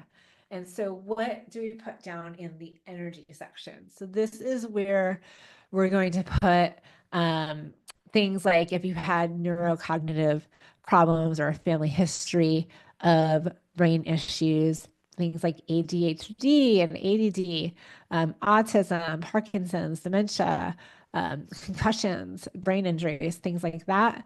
If you have like this pain, if you can't focus, that's the pain brain drain. If you're achy and you can't focus and you just can't wake up in the morning, if you are not refreshed after sleep, if you breathe shallow all the time, if you just don't take deep breaths on a regular basis, if your things like your A1C and your lipid peroxidase markers on tests are high, and if you're exposed to toxins, so if you use prescription medications, put that down. Pesticides, alcohol, foods that aren't organic, smoking, conventional cleaning products, conventional personal care products, most hormone replacement therapy, if you're not using 100% plant-based toxin-free products, which most of them are not. All these things can cause mitochondrial stress or imbalance in your energy production system. All right, we kind of moved fast through that section. We still have a few more sections to go. So let me see how people are doing. We still have a lot of you here, which is awesome. So I love that. How do diet pills affect the gut? Depends on what diet pills there are. There's so many different things that can fall under diet pills. Sometimes if it's just herbs, not going to be that much of a problem. If you're doing like, I don't know, sometimes like if you're talking about like Ozempic, like the injections, the jury's still out. There are some benefits to those peptides that can help the gut, but sometimes if you're not nourishing the body, it actually can hurt it. So yes. Yes, there's going to be a recording for sure, so you do not have to worry. We will send out the recording via email, and I'm also live streaming this on YouTube. So you can kind of, if you don't want to wait for me to post the recording, it will be on YouTube as soon as we finish. They'll kind of upload right then, so you can always go to my YouTube channel. But I will send out the replay to everybody who registered within 24 hours. So and then also it's no secret that we're going to be talking about our super low pricing that we have right now on our Glow Protocol program. So basically what you do with all this information, we're going to guide you through it every week on weekly coaching calls and a whole library of all my natural medicine protocols and really diving deep into each system. This is like a little, I don't know, glimpse into what we do in the Glow Protocol, but this is the kind of like stuff that we did get into. Can you have too many supplements each day? Yeah, I mean, you could definitely have too many supplements, especially if your supplements have things like magnesium stearate and some fillers in them, which are a lot of supplements do. Or like a lot of like rice fillers and things like that. So you just want to look at that. I'm a fan of taking only the supplements that you need. I have like 5 supplements that I take every day because they make me feel good, and I can tell when I'm not taking them, I don't feel the same. So those are my supplements. And sometimes I'll add something in if I know that I didn't get enough protein. I might add in a protein powder or something like that. But on a regular basis, I try to get all my nutrition from my food, but I travel a lot. And so sometimes I'll need to supplement with things. And so that's okay. Supplements are fine, but you don't want supplements to be your whole plan for healing. That's definitely not what we want to do. All right, I'm going to move on. I will check the questions again in a little bit. Okay, so we still have quite a few more sections to go. We're going to move up to biotransformation and elimination. The rest of it will go a little faster because I'm going to do, I explained kind of a lot already. So here we go. We're going to flow through this. All right, biotransformation and elimination. This, I don't know if you guys remember I Love Lucy, but this is kind of what biotransformation and elimination is, detox. So it's where your internal substances move to external, so getting things out. This involves your gastrointestinal system, your liver, and your kidneys. And so really important. It's kind of like when something goes wrong with biotransformation elimination, you realize like, holy shit, what do I do with all this stuff? I gotta pack it wherever it is. And that's kind of like what happens with the liver and the gut when it can't keep up with all the toxins. So when your liver is overloaded, when it's exposed to all these free radicals and all these chemicals all the time, it really can't do what it knows how to do, and that's to get rid of things that shouldn't be in the body. And so we all have exposures to estrogens, xenobiotics, parabens, phthalates, forever chemicals, glyphosate. We're exposed to so many things just in our environment, but also in things that we use, makeup, gasoline, is all the petrochemicals, cleaning supplies. Like there's some really bad ones and there's ones that aren't so bad, but they all add up and can cause a lot of problems in your body. So glyphosate, one of the worst, basically disrupts our gut bacteria, suppresses our CYP450 enzymes. These are the enzymes that are important for detoxing all of the dangerous things in your body. So basically interferes with your detoxification system, and that can cause basically damage to your body, damage to your cells, can lead to cancer because your body is not able to clean itself out. And so let me just kind of show you a little thing. Our body knows what to do, right? Our body takes in all the stuff, puts it on their conveyor belt, and it pauses to kind of make some intermediates. Basically, you have your phase one and your phase two detox. So basically, we have hormones in our body, and when our hormones get used up, they need to be packaged up and they need to be excreted. So when you're done using your estrogen, you want it to go away. You don't want it to hang around all the used up estrogen. And so basically we have this little system, these little gears that turn. You're going to have your phase one. This is going to be where you're going to start detoxifying like drugs and food additives and household pollutants and things like that. And then your body is going to need some nutrients, some copper, some selenium, which we were deficient in. It's going to need things like bioflavonoids and vitamin C, vitamin E. So all these things really help to basically package up these intermediate toxins and get them what we call conjugated or packaged up to get them out of the body. And so that's kind of what's happening there. Let's see. Can't. There we go. Okay. And so, basically when you're not able to package things up, especially things like estrogen. So for example, let's say your body's, you're using your estrogen and you package the estrogen up and get it out of the body, but you start drinking some alcohol. Now your liver's like, oh my God, hold on. We gotta stop that estrogen detoxification because we have this poison that we just put in our body. And so basically it leaves the estrogen hanging while your body tries to deal with the alcohol. This is why women who drink have higher rates of breast cancer and estrogen related cancers, because it's not the estrogen that's causing the problem, it's the alcohol, because it's making your body have poison stay in the body longer. So it makes sense to rethink your choices. So this is why we see a lot of people do these detox cleanses and these prepackaged cleanses out there that are mass production. These can be dangerous because you are basically not coordinating the phases of the detox. So you have your phase one, and then you need these, you need to package up, and then, free radicals get made. And then you have to package up and then get it out. And then you have phase three, which is the excretion. And so when you're just doing these detox, you're just doing the excretion and you're not really doing the other steps. And so it's really important to make sure that we're doing the other steps. And nutrition can be the solution to your inner body pollution. It's like a little mantra.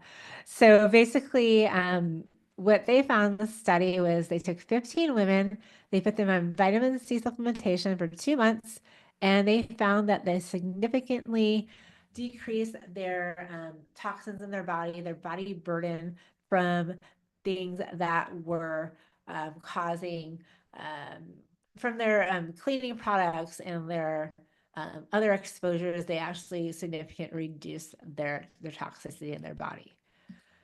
And so, how is your elimination factory working? What I'm talking about is your poop. So, this is the Bristol stool scale. Kids love it when I talk about the Bristol stool scale. They love talking about pooping. They love talking about pooping out snakes, right? But what you'll see is like type four, the sausage or the snake. This is what your poop is supposed to look like. And everyone cycles through some of the stages. So sometimes you might, have like a three, and then sometimes a four, sometimes a two if you eat something weird. But you want to get to the point where most of your bowel movements are the number four. It should not be painful. It should not cause cramping. You shouldn't have any issues like bloating. Should be easy to make a snake, right? And so how can you rate yourself? You don't have to like post this in the chat, but what would you rate yourself on a regular basis? Where are you on the Bristol stool scale? If you're not a four, you want to write that in your biotransformation and elimination section. And so we're going to talk about what you're going to write in that section.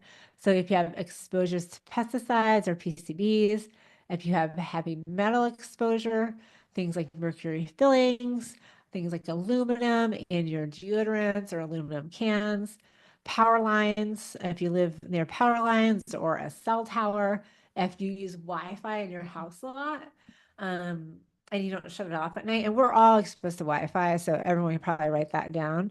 But if you're exposed to lots of Wi-Fi on a regular basis, then that's going to be in this section. Chronic constipation, diarrhea, IBS. This is going to be in this section, also the elimination section.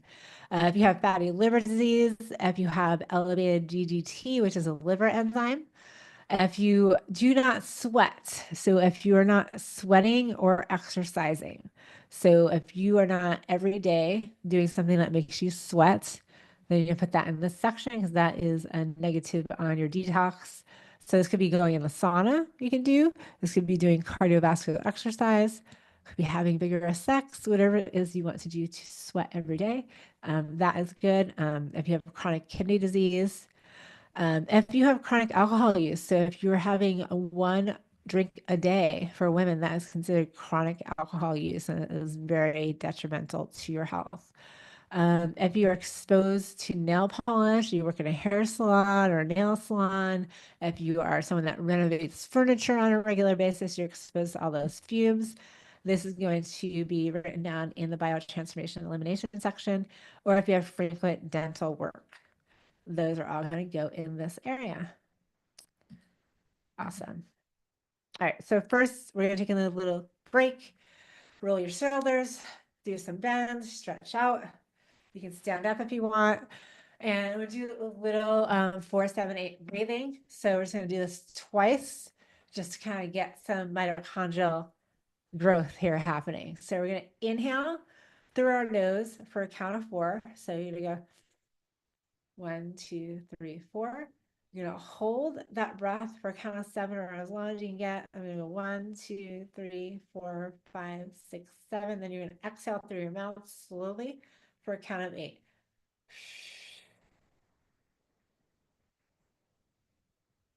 We're going to do it one more time. I'm not going to count this time. I'm going to do it with you. So we're going to go inhale, hold, exhale.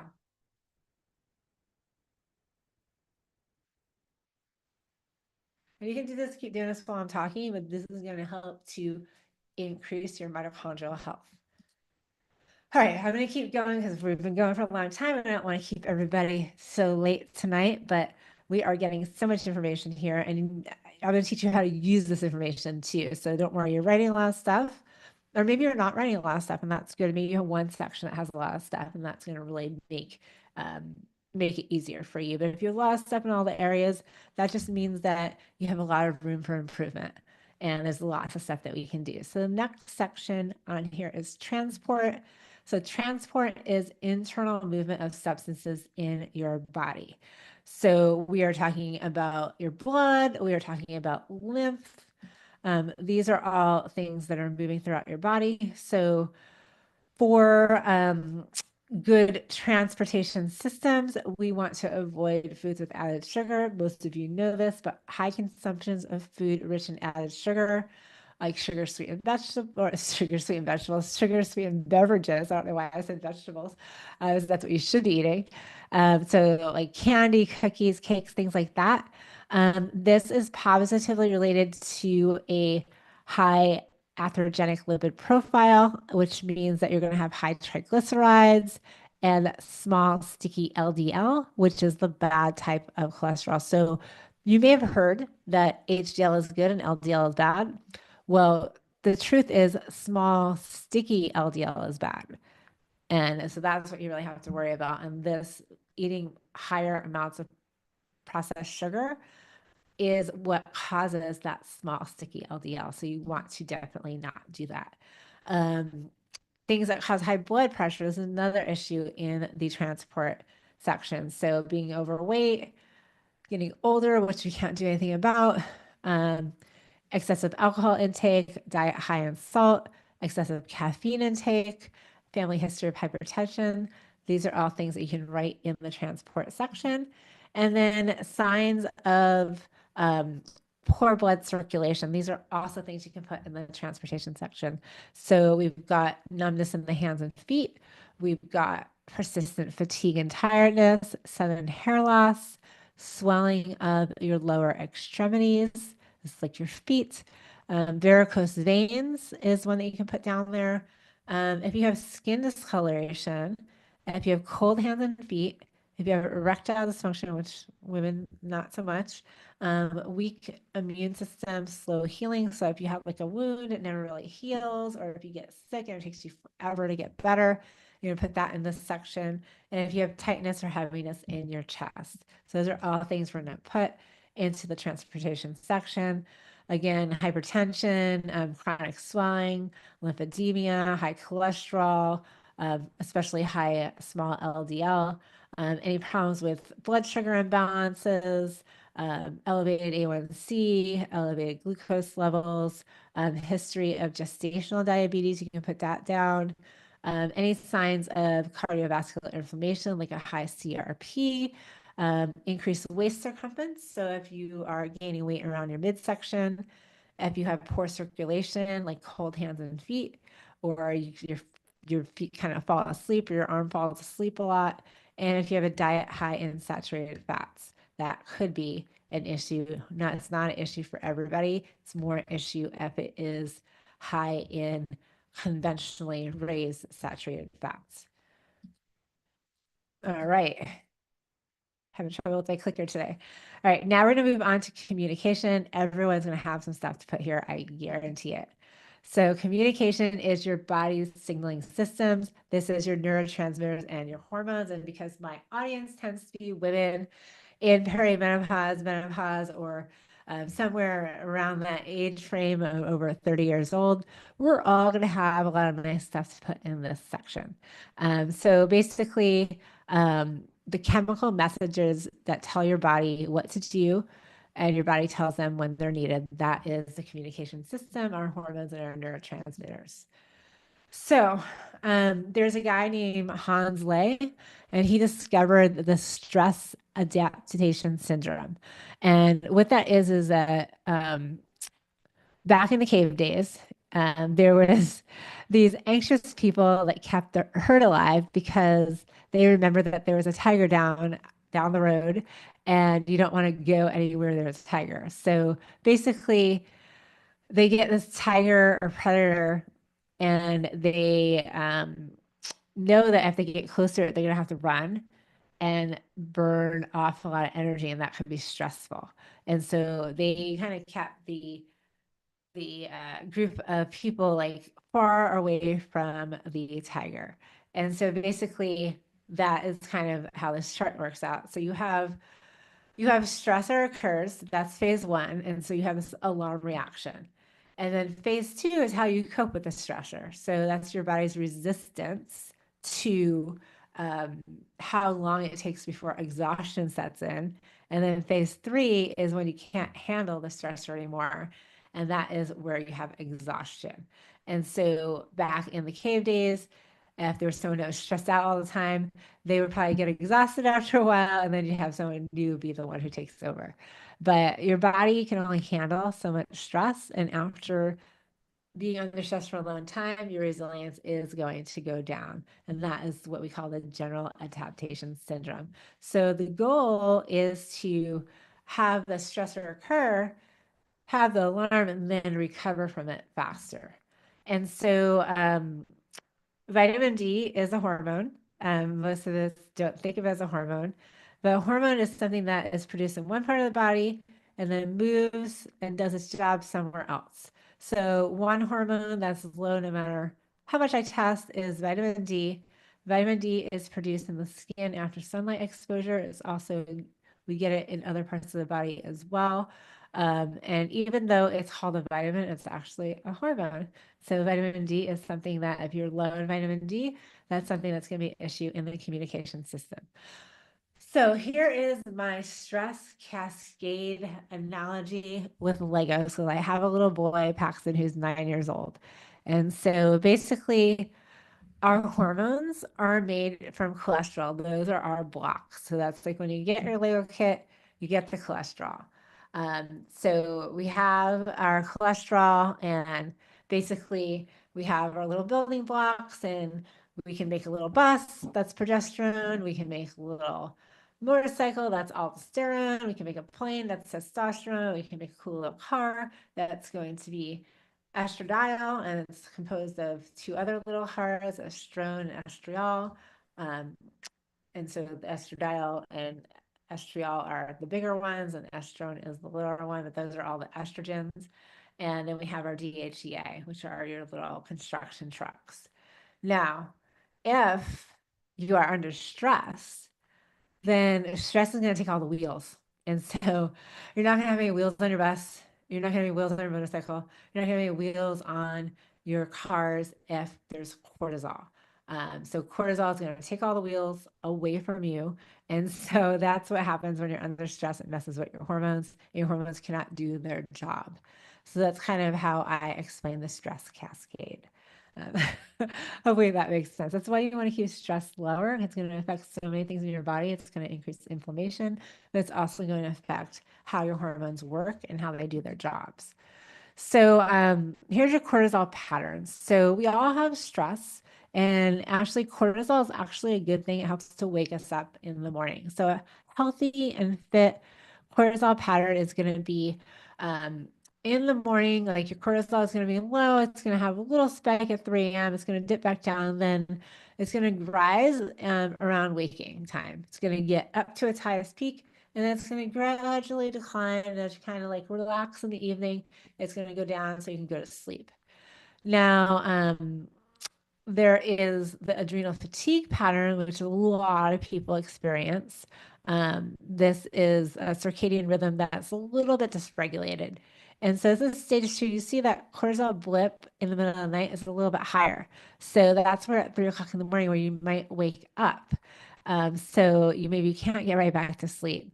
And so this person, they're going to be a little more tired in the morning, and it takes them a lot longer to get to their peak, and they never get as high as they should. And so this is a person that's drinking the Red Bull and the coffee, and they're stopping at Starbucks again in the afternoon because they never really woke up. And then they kind of crash in the evening a little bit more. So they have a more, it's not a gradual crash, it's like a sudden crash. So they're kind of like tired and wired. When they're going to bed, their cortisol is high, like they're waked up.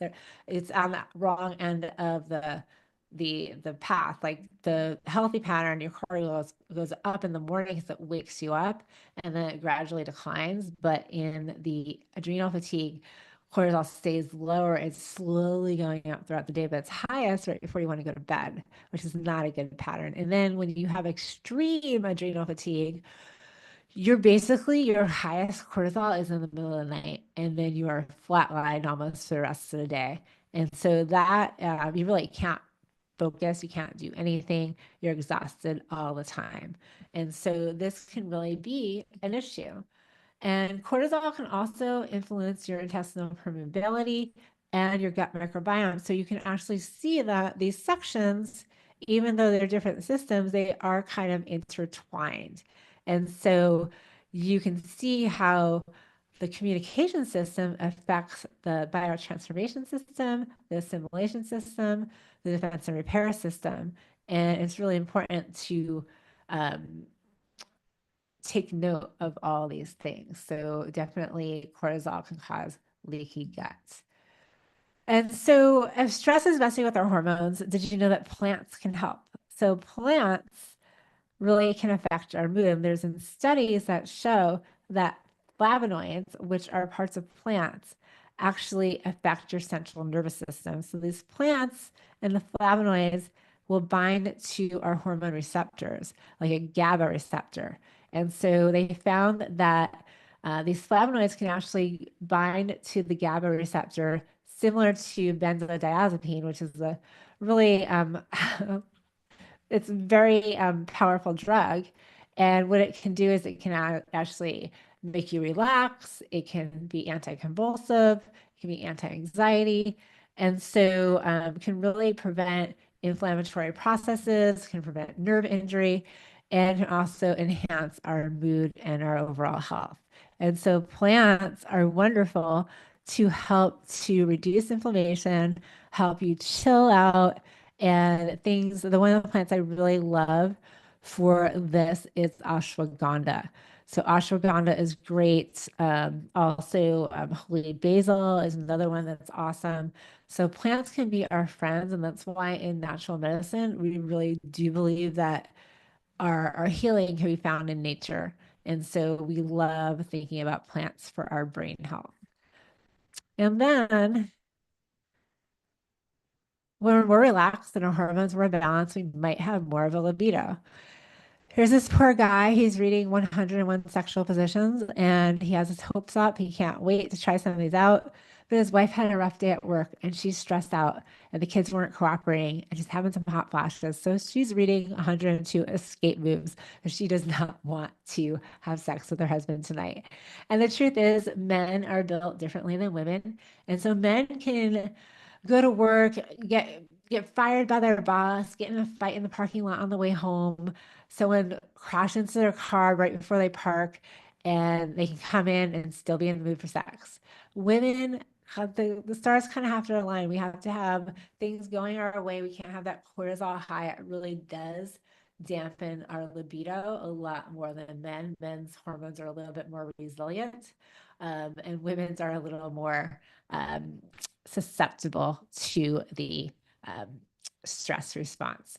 So the good news is that hormones can be balanced with natural plant-based hormone replacement therapy, with lifestyle, and we can definitely get back to the more fun bedtime activities. But that was just a joke for you guys. So hopefully you thought that was funny. We've been talking about some deep stuff for a while. So in the communication section, here's what we're going to put. This is a big category because a lot of us have issues with our hormones and our cortisol. It could take a little time to reset things to get them going again. But these are simple things that you can do that don't require a prescription. They just require a little nudging. And natural medicine, really, you need to sometimes allow time where we're going to work together over the course of months or a year, and we're going to spend a lot of time looking at this data, doing a lot of education, really helping to support and nourish your body. And it really is an investment in your health. And sometimes the communication system can take a little bit longer. It's not that immediate response like we saw in the assimilation system. So things you're going to write down in communication: hypothyroidism, hyperthyroidism, Hashimoto's autoimmune hypothyroid, depression and anxiety, libido issues, pretty much all menopause symptoms, things like PMS, moodiness, menstrual cramps, any kind of hormone related symptom. Osteoporosis is going to be another one, brain fog, weight gain or weight loss, insulin resistance, glucose abnormalities, low testosterone. So this is going to be things like low self-confidence. You might also notice insomnia is another one. I don't know if I put that up here.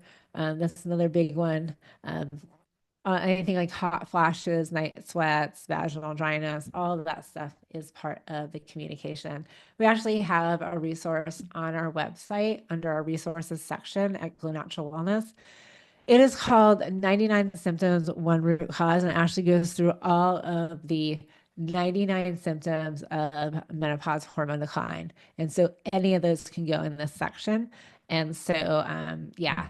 But I mean, if you are experiencing a lot of menopausal symptoms, you can kind of fast track with hormone replacement therapy. A lot of you are probably already on hormone replacement therapy. Some of you might be in our Healthy Hormone Club, but that does fast track things a bit. We still have to deal with a lot of the other like stress related, blood sugar related issues. But the root cause of the hormone symptoms is the deficiency in the hormones. So if we can fast track that by replacing the hormones, it does kind of fast track the healing in this system and also the related systems that are affected by all of these processes.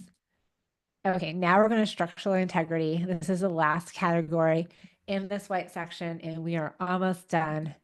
So structural integrity is obviously our bones and our ligaments and our muscles, and also our cellular membranes.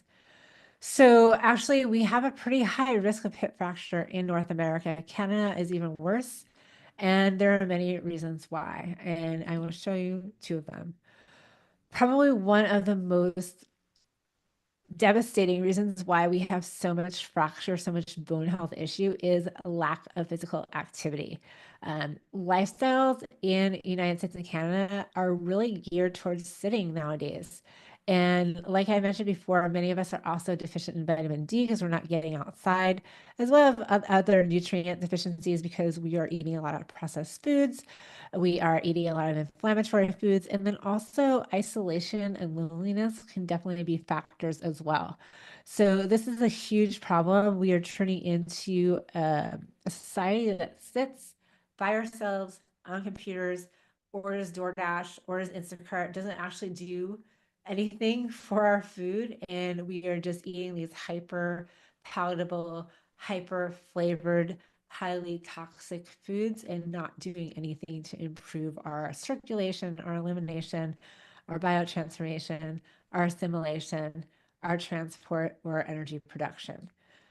So some examples of issues in structural integrity or things that are going to cause problems: chronic back or neck pain, history of a motor vehicle accident, surgery that's altered any part of your body, if you have arthritis or bursitis or muscle spasms or weakness, if you have issues with hair, nails, skin issues, osteoporosis, osteopenia, if you have sarcopenia where you just can't gain muscle, these are all things that you can put into structural integrity. All right, so let me see if you have any questions. We have just a little bit more to do, and then we're going to put it all together so that you actually know what to do with all this information. So let me pull up, go in my chat. Awesome. Thank you, guys. Awesome. Yeah, I will give you guys the slides. So there's lots of, for the detox slides, it has the cofactors that are needed and all the information. I didn't want to dig too far into any one section because we have a lot to go over. Um, Magnesium stearate and supplements, what's bad about it? It is like a filler that is not supposed to be in your body. And if you're taking a lot of supplements that have magnesium stearate, then it's just going to cause issues in the body. So it's not what you want in your products. I would look for similar supplements without the magnesium stearate. It is a crappy ingredient. It does cause a lot of gut issues in a lot of people, and especially if you are taking a supplement every day that has it, or you're taking more than one supplement that has it. It's just a cheaper way to make supplements. And unfortunately, the supplement industry is very profit driven. So it costs us a lot more money to make our supplements without the magnesium stearate. And so that's why a lot of companies don't do it, but the better companies do. Vitamin C, you can use many different forms, ascorbic acid, rose hips. They're all good forms of vitamin C. Awesome. All right, I'm going to go. Yes, there will be a replay, Janice. Um, oh, well, I'm glad you're in the Healthy Hormone Club. There will be a replay of this. We're going to send it in the email to anyone who registered. So we are moving through, so don't worry. We're going to send the worksheet and the replay together. But stay tuned because we got something exciting I'm going to share in just a little bit. Awesome. So now we're talking about your ninja skill set. And what is that? That is your lifestyle practices.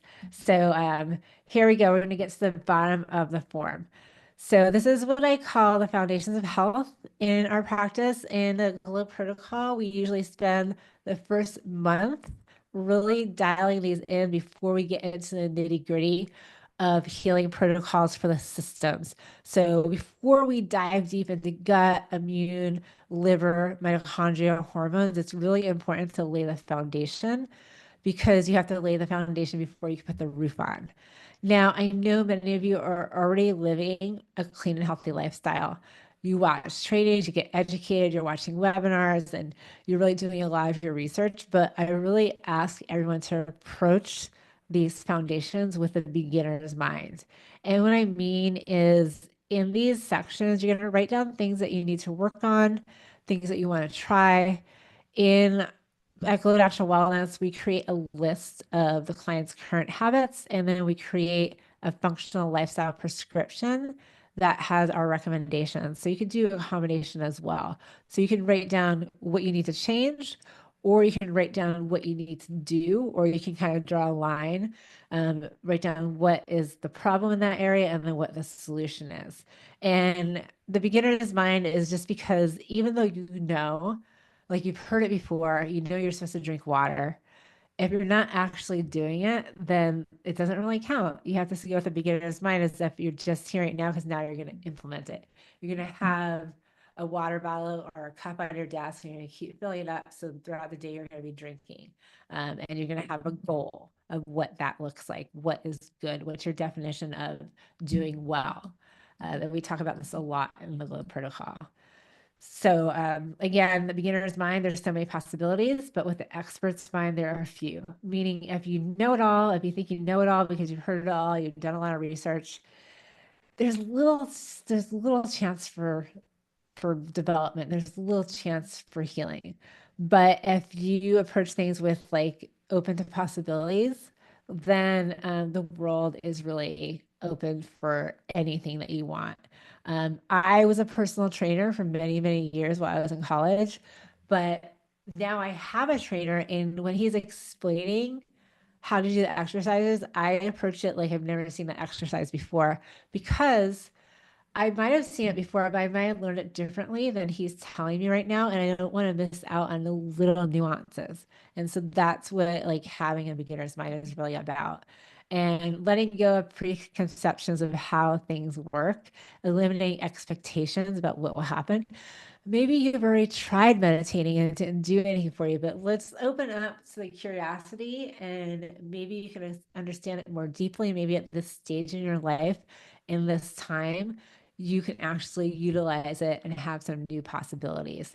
So asking simple questions, that's all that I ask you to do when it comes to these foundations.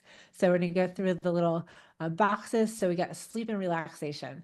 So do you get home late? Do you eat late? Do you have to wake up early? Do you have 7 to 8 hours of sleep. 7 to 9 hours is what's considered ideal. There is a very, very tiny subset of the population, less than 1%, that can thrive on less than that time. So the majority of people watching, pretty much all the people watching, are really need 7 to 8 hours of sleep. Do you have difficulty falling asleep, difficulty staying asleep? Do you have restless leg syndrome? Could you possibly have sleep apnea? Are you working the third shift, like the night shift? Do you drink alcohol at night? Do you eat late at night, like snacks and sugars and things while you're watching TV? Do you participate in restorative activities, things like deep breathing, yoga, sauna, meditation, journaling, things like that, affirmations? Do you do any of these things? Do you get daily exercise? Do you get outside during the day? Do you have a nighttime routine? Do you journal? These are all things that go into the sleep and relaxation category. And so this section covers sleep, but also relaxation. So this includes taking a break to reset. A lot of times we're constantly on and we don't take a break to pause. So this is just a little like exercise that I do with the girls at Girls Inc. So with younger people, that's great for really everybody. So you just want to go through these steps. So first you want to feel your body. Just feel what you're feeling right now. It could be how you're feeling mentally, it could be how you're feeling physically. And then you want to find a comfortable position and you want to slowly inhale for a count of 4. You want to really fill up your belly, let it rise, fill yourself up completely. And then you want to exhale for a count of 4. And then you want to notice how your body feels now after you have that breath. Is it a little bit lighter? Is the pain a little bit less? Are you a little bit less distraught? And if the answer is yes, then maybe you want to practice this again. And you want to basically evolve into what we call box breathing or square belly breathing. So this is where you're going to go through the count of 4. You're gonna inhale for 4, hold for 4, exhale for 4, hold for 4. And at each time you make that cycle, you want to check in with yourself and how are you feeling now? And when you're done, when you're feeling better. And so this really does work a lot. There's a lot of apps out there, a lot of resources. There's Insight Timer, there's Calm, there's Headspace. There's one called Aura that I'm liking right now that has some great guided meditations, some little like thoughts for the day, some coaching. So I think that one's really great. It's called Aura, Aura. It is a paid app, but it's just a few bucks and you have it in your pocket. Meditation teachers and mindfulness teachers, and I just think it's amazing. So, mindfulness-based stress reduction is really, really interesting. So, this is like studies that have been done at some of the best clinics, researched and published in JAMA, the Journal of American Medical Association. So they found after 26 weeks, 43.6% of adults that participated in mindfulness-based stress reduction techniques experience a clinically meaningful reduction in pain, compared to 44.9% that were in the cognitive-based therapy group and 26.6% that got the medication. So this is really interesting. So the people who got only the opioids or the medication or the physical therapy, 26.6% of them had a meaningful reduction in pain. But when they added in the mindfulness-based stress reduction, that number increased to 43.6, almost double, not quite, but almost. So that really shows you that this is not woo-woo. This is not all in your head. This is real. And it works as good as medication, as good as these dangerous opioids with no side effects, no sound effects, no side effects. And also, it doesn't cost anything and you are in control. And it's something you can do anytime, anywhere. Super, super powerful. And the relaxation response, this is also a study that was published in Plus One, which is a very, very well-known medical journal. Relaxation response is powerful in its ability to regulate multiple body systems. So what they found is that just by practicing relaxation, which is an enhanced expression of your genes happen, which basically energy metabolism, mitochondrial function, insulin secretion, and telomere maintenance. This is how quickly you age. And reduce the expression of genes linked to inflammatory responses and stress-related pathways. This is just from invoking a relaxation response. This is crazy. So here is how modifiable lifestyle factors of just doing some deep breathing and invoking that relaxation response affects your hormone system, your mitochondria, your defense and repair. It's so powerful. We do not need a cabinet full of drugs or supplements. All we need is our breath. It's so amazing. I'm not saying it's going to heal all your problems, but we really have to just, why are these studies not top story on the news? Why is it that when you go to your doctor, they're not starting with this? It is insane. So other reasons for poor sleep, things that you can put in this section are going to be low melatonin production. This could be a result of aging. This could also be a result of blue light exposure. So you can try some blue light blocking glasses. You can also do some melatonin supplementation. Low progesterone is another reason for low sleep or poor sleep. And so you can definitely supplement with progesterone.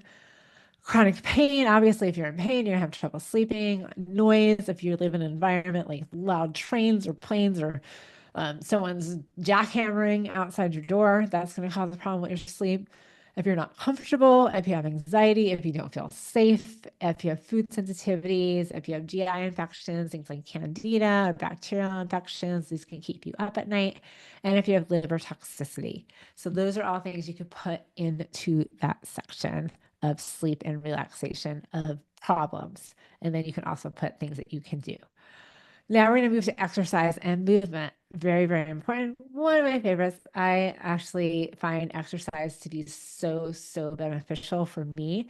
I have severe ADHD, and exercise is something that helps me cope with my ADHD and helps me to actually be super productive and able to run Go Natural Wellness and able to create content, able to sit here with you guys for hours. I was actually jumping on my rebounder right before we started so I can get to the place where I can focus. And but exercise is everything. It's makes you feel good. It's antidepressant, it's anti-inflammatory, it's pain reducing, it's longevity invoking. So exercise is important. Everything counts. So a lot of doctors get that wrong. We used to say that you have to exercise at 80% of your max heart rate and all that nonsense, but all you have to really do is move. If you're walking, if you're running, if you're skipping, if you're doing classes like yoga or Pilates, um, all that stuff matters. But you might have some restrictions, you might have some muscle imbalances, you might have a bad relationship with exercise and you can rekindle it. I always like to tell people that there is a movement pattern for everybody. Maybe you want to try something new. For many years, I had clients that would just hate going to the gym, and I'd be like, well, you have to go to the gym if you want to be in shape. And I think that what you find is if you're forcing yourself to do something that you don't like, then maybe you won't continue doing it. But if you really understand why you're doing it and you really buy into that goal, then sometimes you could change your perception of it. But you don't have to do something you don't enjoy. One of the things I like to tell people is think back to when you were a child. Like, what did you love to do? And so my patient that didn't want to go to the gym, I asked her, like, what did you do when you were a little kid? She said, oh my God, like my favorite thing to do as a little girl is we used to go in our backyard and we had this little hill and we just had races rolling down the hill, just feeling the grass rolling, and we'd get dizzy and we'd laugh. And so I'm like, well, she can't do that now because she's 50 years old. That would be kind of weird if she did. I mean, she could, but I wasn't going to suggest that. But she lived in Madison and she lived actually not that far from a park. So I thought, well, what if you just start going to the park and maybe sitting in the park, sitting on the grass, reconnecting with your childhood? And she did, and she felt good when she went to the park. And so within a week of her going to the park, she noticed there was a Tai Chi class happening in the park, and she actually started to join it. So she joined the Tai Chi class. She actually really enjoyed Tai Chi, and she started doing some other types of martial arts. and she lost 30 pounds because of doing something that was really in alignment with what she enjoyed. And so think about what you enjoy. Exercise and movement is not supposed to be punishment, but it's so beneficial. And other cultures get it. They have these adult playgrounds in other cultures in different parts of the world. In America, we make it too easy. We've got segways and scooters and like every like way to like not walk, moving sidewalks and all these things. And most people really have to make a real effort to carve out some time to get out. And so that is something that is really essential. Movement is essential. You can get a stand-up desk, you can get a little walking platform, you can get a rebounder like I have in my house, you can go out for walks in between. So there's many ways to add in movement, but if you are like really serious about being in the best shape of your life, you can definitely add in some weights because that is something that I have found to really transform my body and my confidence and really help my bone health and my muscles and my hormones. Because when you lift weights, it's going to help with your testosterone.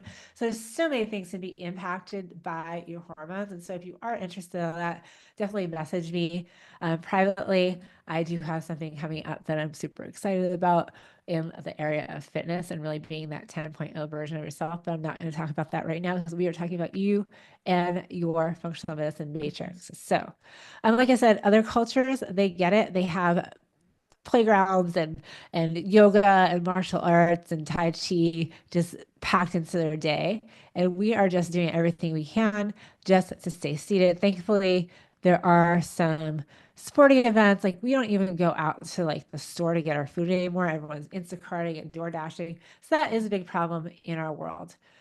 So the problem is we have to give ourselves permission to do something different. We have to be the odd man out. We have to be the one that wants to park farther away from the store and walk. We have to be the one who's like, hey guys, I'm not going to sit around and eat pizza and drink alcohol tonight. I'm going to go to the gym, right? So it has to be something that maybe isn't familiar. Give yourself permission to step away and say, hey, I'm going to take care of myself. And these things do not make me feel good. And so start a new habit. Like self-care is not optional. Self-care is on your to-do list. And so regardless of what other people around you are doing, no one needs to change for you to improve. So nobody else needs to give you permission.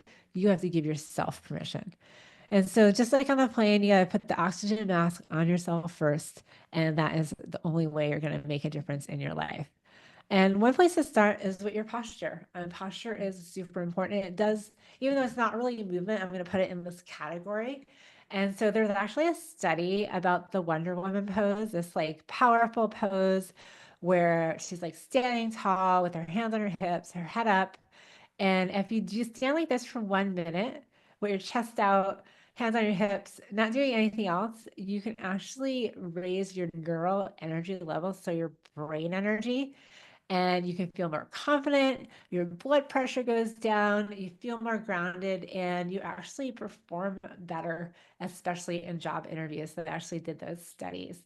So it's actually crazy. Like this pose has impact on your neuroendocrine system. So start posing. All right, so next section, we're going to do nutrition. So nutrition is a huge thing in natural medicine. Um, of course, we got leaky gut. And like I mentioned before, newborns have leaky gut. This is why you can never feed them cow's milk or peanut butter because their guts are open. And so basically, it takes colostrum and IgG antibodies and immunoglobulins to tighten those leaky gut, leaky junctions in a newborn.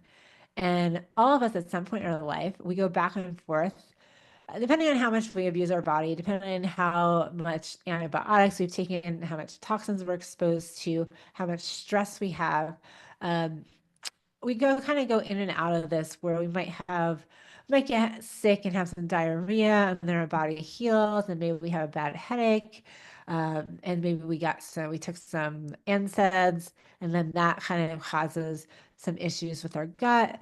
And so sometimes we're never allowed to fully heal because things are happening. We're exposed to different things and we're eating that processed food and that's opening up our gut. And so here where we're in natural medicine, we really want to heal the gut. We really want to see where it's inflamed. We want to see where those tight junctions are open. And we want to make sure that we're not allowing things to go into the bloodstream that aren't supposed to be there. When things breach that blood-brain barrier, it can cause a lot of inflammatory properties. That arachidonic acid comes out and causes that fire all over the place. And that causes a lot of symptoms to cascade from that. So healing leaky gut first and knowing that you're not giving your body any of those bad symptoms or signals to react to is super important. And so one thing that's really cool, we talked about plants earlier, but chlorophylls, we talked about phytochemicals right earlier. We talked about um, different ashwagandha and the stress response, but chlorophyll is really in a class of its own. It's shown to actually help to inhibit carcinogen uptake and tumorigenesis. So basically, it can actually be anti-cancer and prevent tumor growth, which is absolutely amazing. And with our dietary intake, so just plants, basically we eat about, on average as Americans, 1/3 of a teaspoon per day of our phytonutrients, which is really bad, meaning we need a lot more. So basically, um, if you eat just 1.5 grams, that's so low. That's not enough. So I challenge everybody to just leave here tonight knowing two things, maybe three things. Eat plants that are green, eat less sugar, and breathe deeply. If you just do those three things, you're going to really improve your immune system. You're going to have a healthier life. But we got so much more stuff for you to do.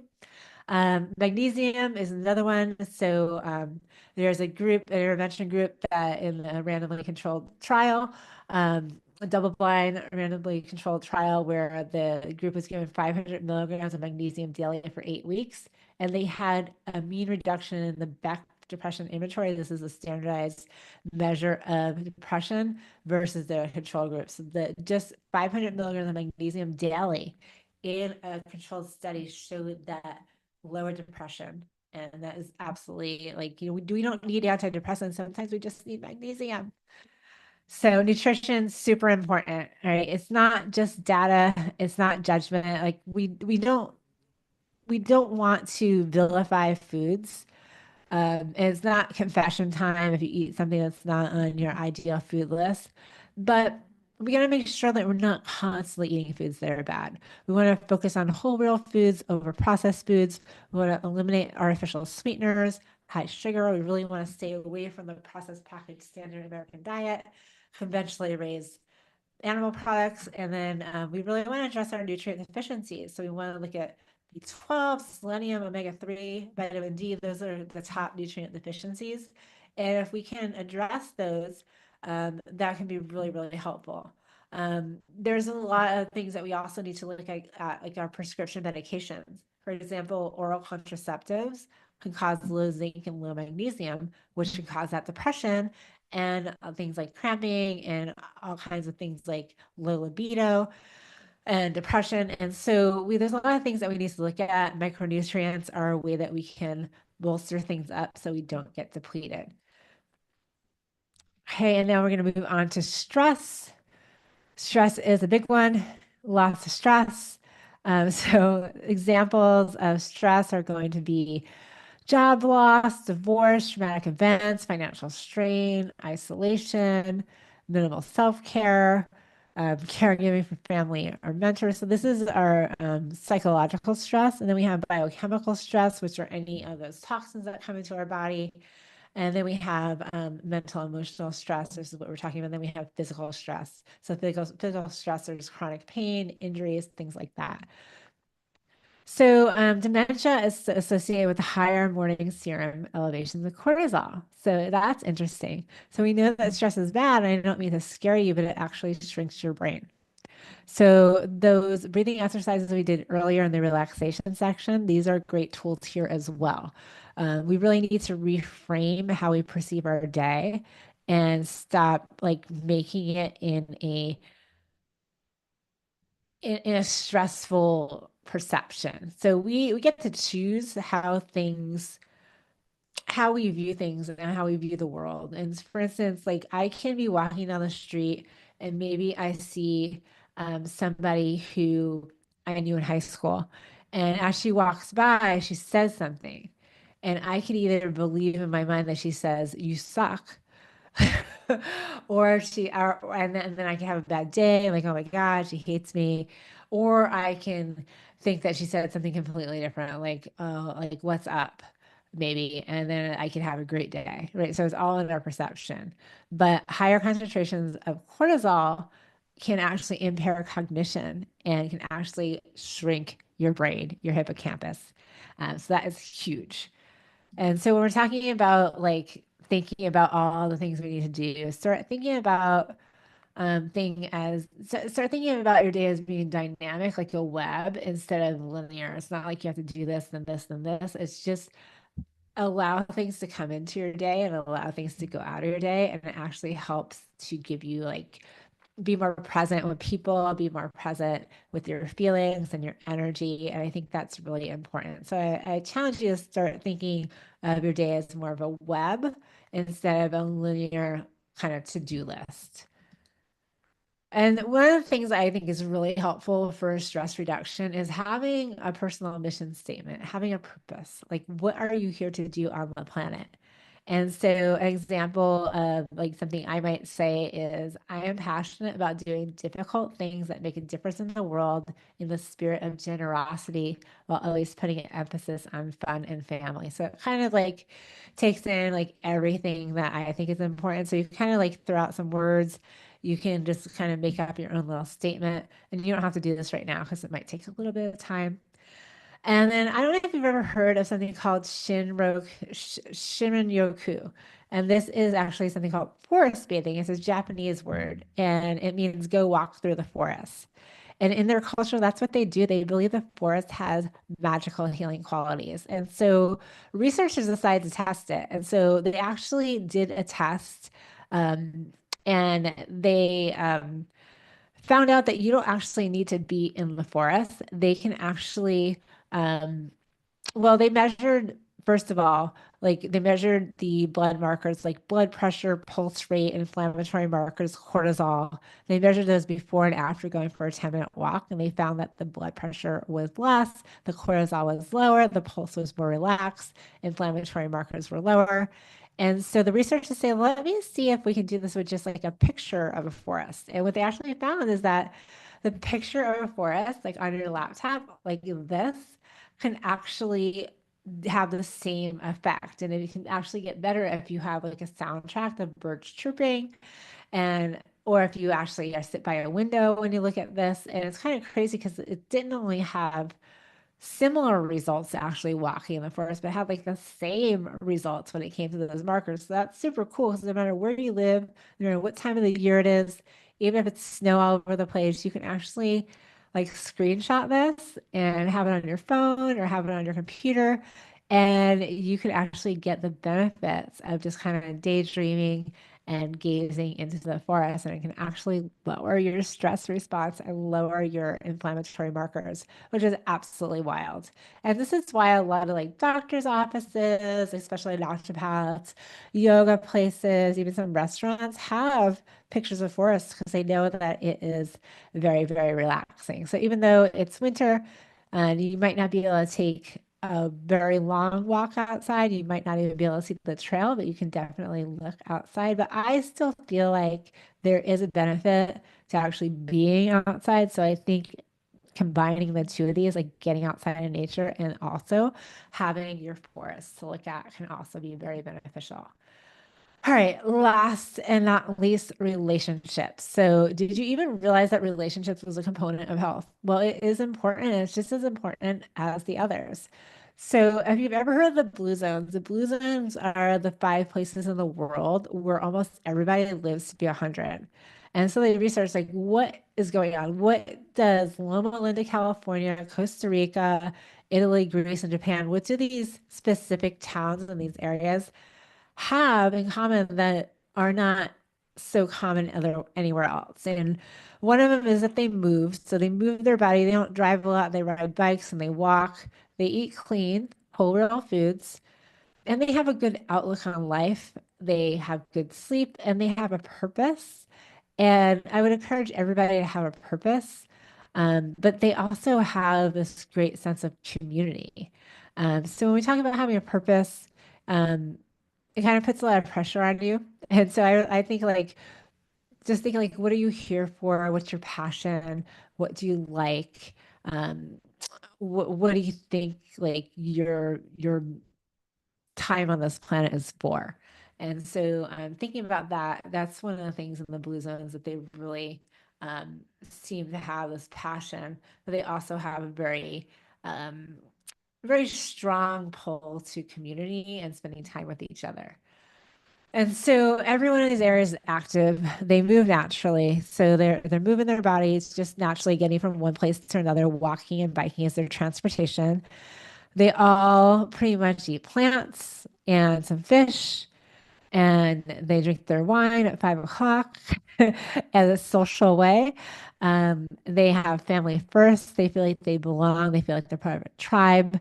And that is really the foundation, I think, that the family, the belonging, and the tribe, the relationships are what fuels everything else. And they kind of center their lives around being together, spending time together, telling stories. And that is really important for our overall health. And when we talk about feelings of loneliness and social isolation, they actually studied 2,000 older people that did not have dementia living in a community. And they followed them for 3 years, and they found that older people with feelings of loneliness were more likely to develop dementia than people that did not feel lonely. And so this study was done in Amsterdam in February 2014. And they really found that, those who identified as being lonely had a higher risk of dementia. And those that felt that they belonged had lower cortisol levels, lower C-reactive protein, lower blood pressure, and lower inflammation. And so that is really a really important study. I think that it really shows like how important a friends group is, how important a community is. Because we all have this desire to belong. We need to have a tribe, whether it's our faith group or neighbors or community groups. This leads to a longer life. So hobby clubs. And this is why I believe that women live longer, because women tend to naturally be more social, and then they're kind of into their career a lot of times. They're happy to be home watching football, but women like to get together, like to talk more, like to go for coffee. So I encourage men and women to definitely be part of something. Even that's why we have a community aspect in our practice at Glow Natural Wellness. I think it's important that even if you don't have any other tribe, if you have like a healing tribe, that could be something that you bond around.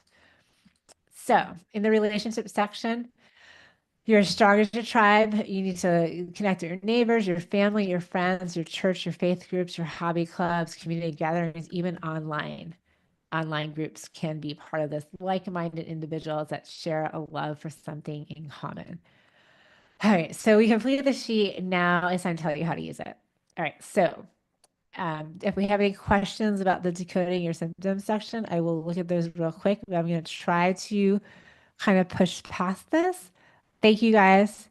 Oh, doTERRA essential oils has a blend called Shinrin-yoku, which is the forest bathing. I wonder that would be awesome to do that while looking at the forest. That's so cool. Awesome. What kind of magnesium is the best? It really depends. Magnesium glycinate is one that I usually use a lot. Threonate is great. Oxide I don't really like, so that's one that I don't use. How many cups of green vegetables did you eat a day? So I say about 7 to 10 is a good goal. But that could be vegetables in general. So I like to vary my colors, but having some green veggies is going to be super important. Like giant big salads with lots of colorful vegetables on it is my favorite thing to do. Yes, I will be sending the forms out with the replay. Oh, you want me to send the form one more time? I'll just do that. I'll put it down here for you guys. Oops. There we go. All right, so I'm going to move on. I will answer more questions at the end. All right, let's see. All right, so now we're going to match what you did to a food planner eating style. So here we go. I'm going to scroll through all that. So what you want to do is you're going to find like where you wrote the most stuff. So what category did you list the most stuff underneath? You want to circle that category. Typically, you're going to have maybe two areas that have a lot of things, and I'm talking about that white section in the middle. So natural medicine recognizes that illnesses don't occur in isolation, and the worksheet is going to help you examine the body's symptoms, your systems, and the risk factors for pretty much all of our health conditions. But having this little roadmap provides an outline to organize your imbalances and how they fall into the different biological symptoms. So, how they fall into defense and repair, energy, biotransformation, elimination, transport, communication, structural integrity, and assimilation. So, you're going to kind of look at yours, like this is an example one. So this person put a lot of stuff into defense and repair and also assimilation. So those are the two areas that I would say is the majority of the things. And then you also want to take into account your story, your mitochondrial life factors, and we have another worksheet that we've talked about in the Globe protocols. So this is something that we dive deeper into this retelling your story section and we map it out on a timeline. So basically, it kind of puts things in order. So it's kind of like a story where we have a plot, a setting, the characters, the conflict, and the elements of the story come together to make sense. And so in healthcare, these stories provide a tool that not only helps us to have a meaningful discussion about what's going on, but it also gives us clues into what might have been the cause of the manifestation of these disease processes. So it kind of puts things in order.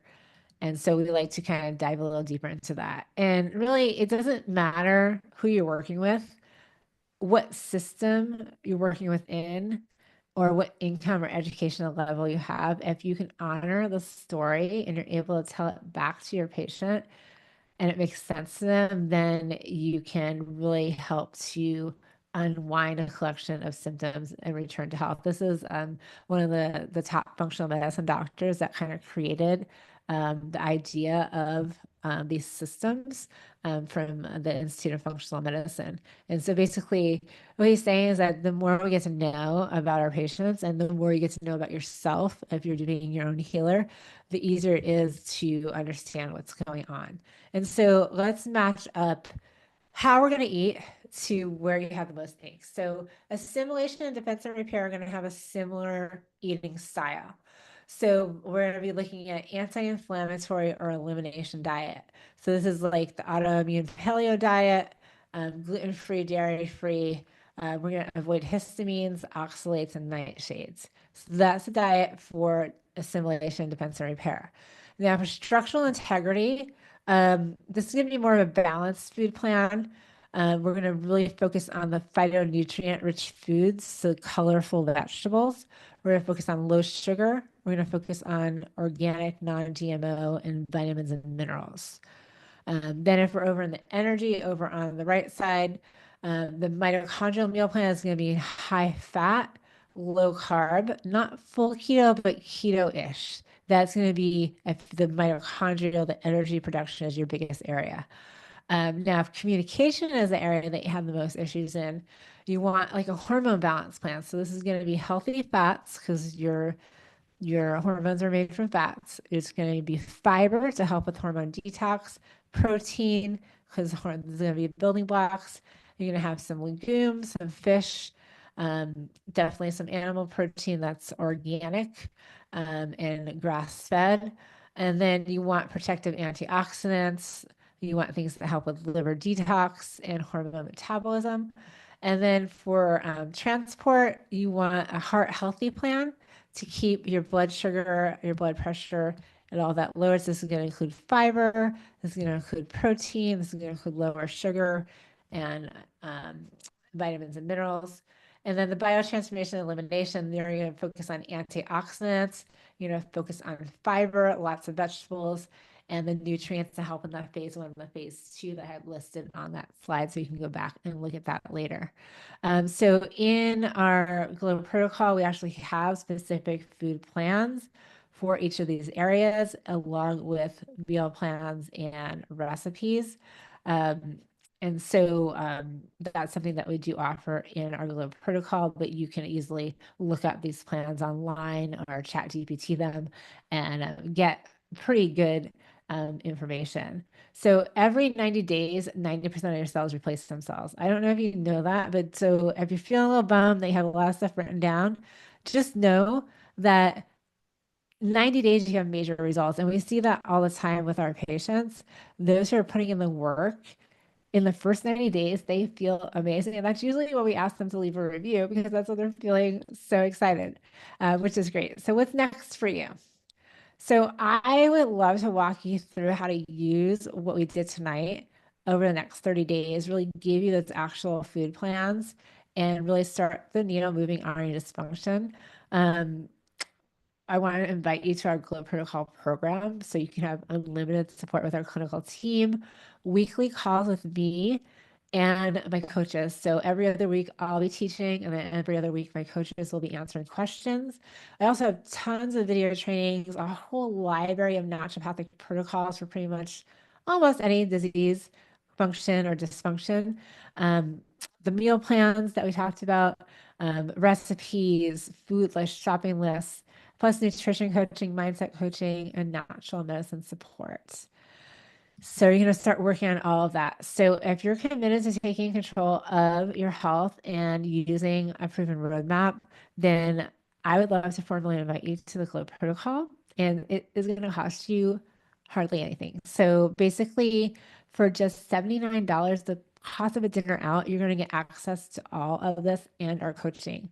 And the Glow protocol is the only at-home natural medicine holistic implementation program out there. So you'll learn exactly how to uncover and remove anything blocking you from healing, understand your symptoms, and heal your body with a systems-based system so that you can really enjoy optimal wellness and be your own healer. And we've been featured on major media, CBS, Fox, ABC, many magazines because of the dramatic results that our patients get in the Glow protocol. And so normally it's $297 a month. You'll see on our website right now, it's $297, but I'm going to give you a coupon code right now so that you can actually get it for $79 a month.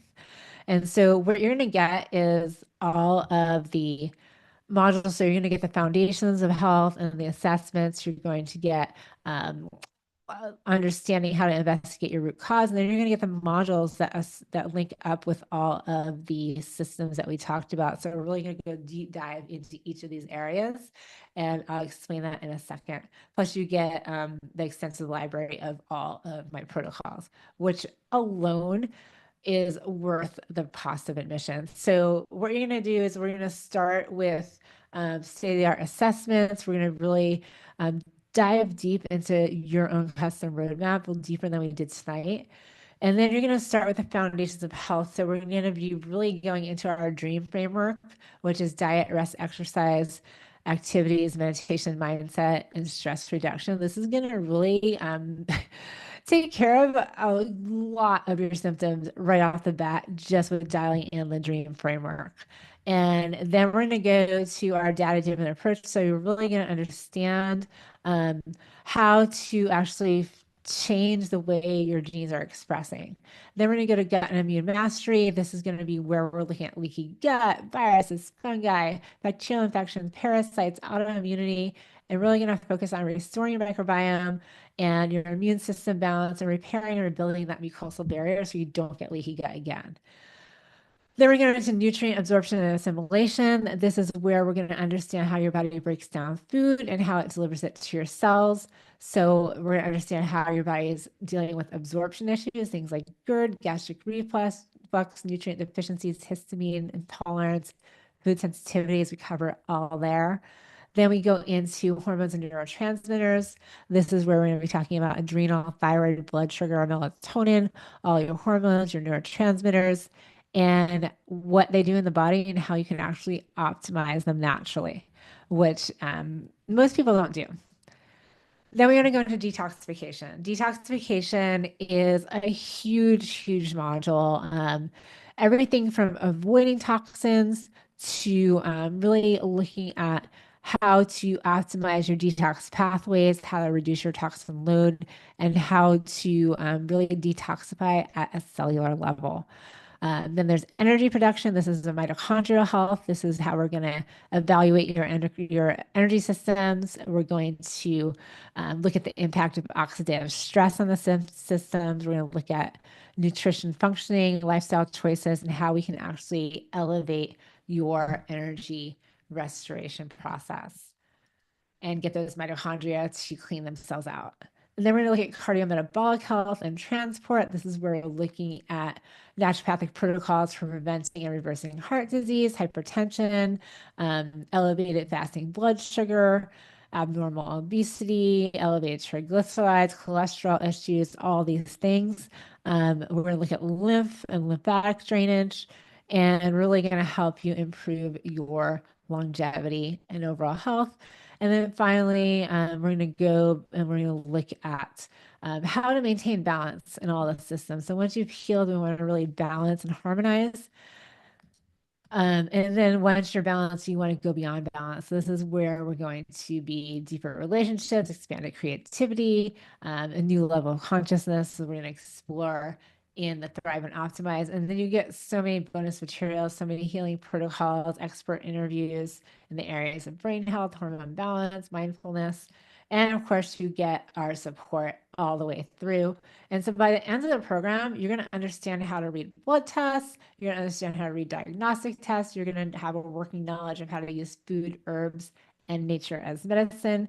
You're going to have the ability to stop illnesses in their tracks at the first sign of dysfunction for yourself and your family. And you're going to have an improved relationship with food in your body. And you're going to intuitively know what your body needs to heal, grow, and thrive. And that to me is priceless. And we have some testimonials, but I won't take up too much time.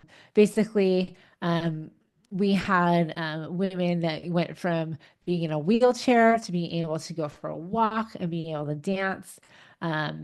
Super amazing. This woman in particular, she basically had chronic pain, fibromyalgia. She was basically told that she was going to be in a wheelchair for the rest of her life. And now she is just living the best life and traveling with her family and feeling amazing. So just what you're going to get. So you're going to get the complete program valued at $297. You're not going to pay $297. It's only $79. And then you're going to also get a private members only online support group for your community accountability, but also for that relationship section of the matrix there. And then we're also going to have weekly live Q&A sessions with me and my team. That's going to help you troubleshoot so you're not alone in the journey. And so it's only $79 a month. If you decide to cancel, you can cancel anytime. If you decide to stay with us, it's only going to be $79 a month for the whole time you're in the program, whether you're in the program for 3 months or 3 years. Your price will never raise, but there's no contracts and you can stop at any time. So like I said, it's just $79, but you need the code. So it's GLOW79 at checkout. So if you go to our website and see the GLOW protocol, it's actually up at the top of the page because they're running a sale this week.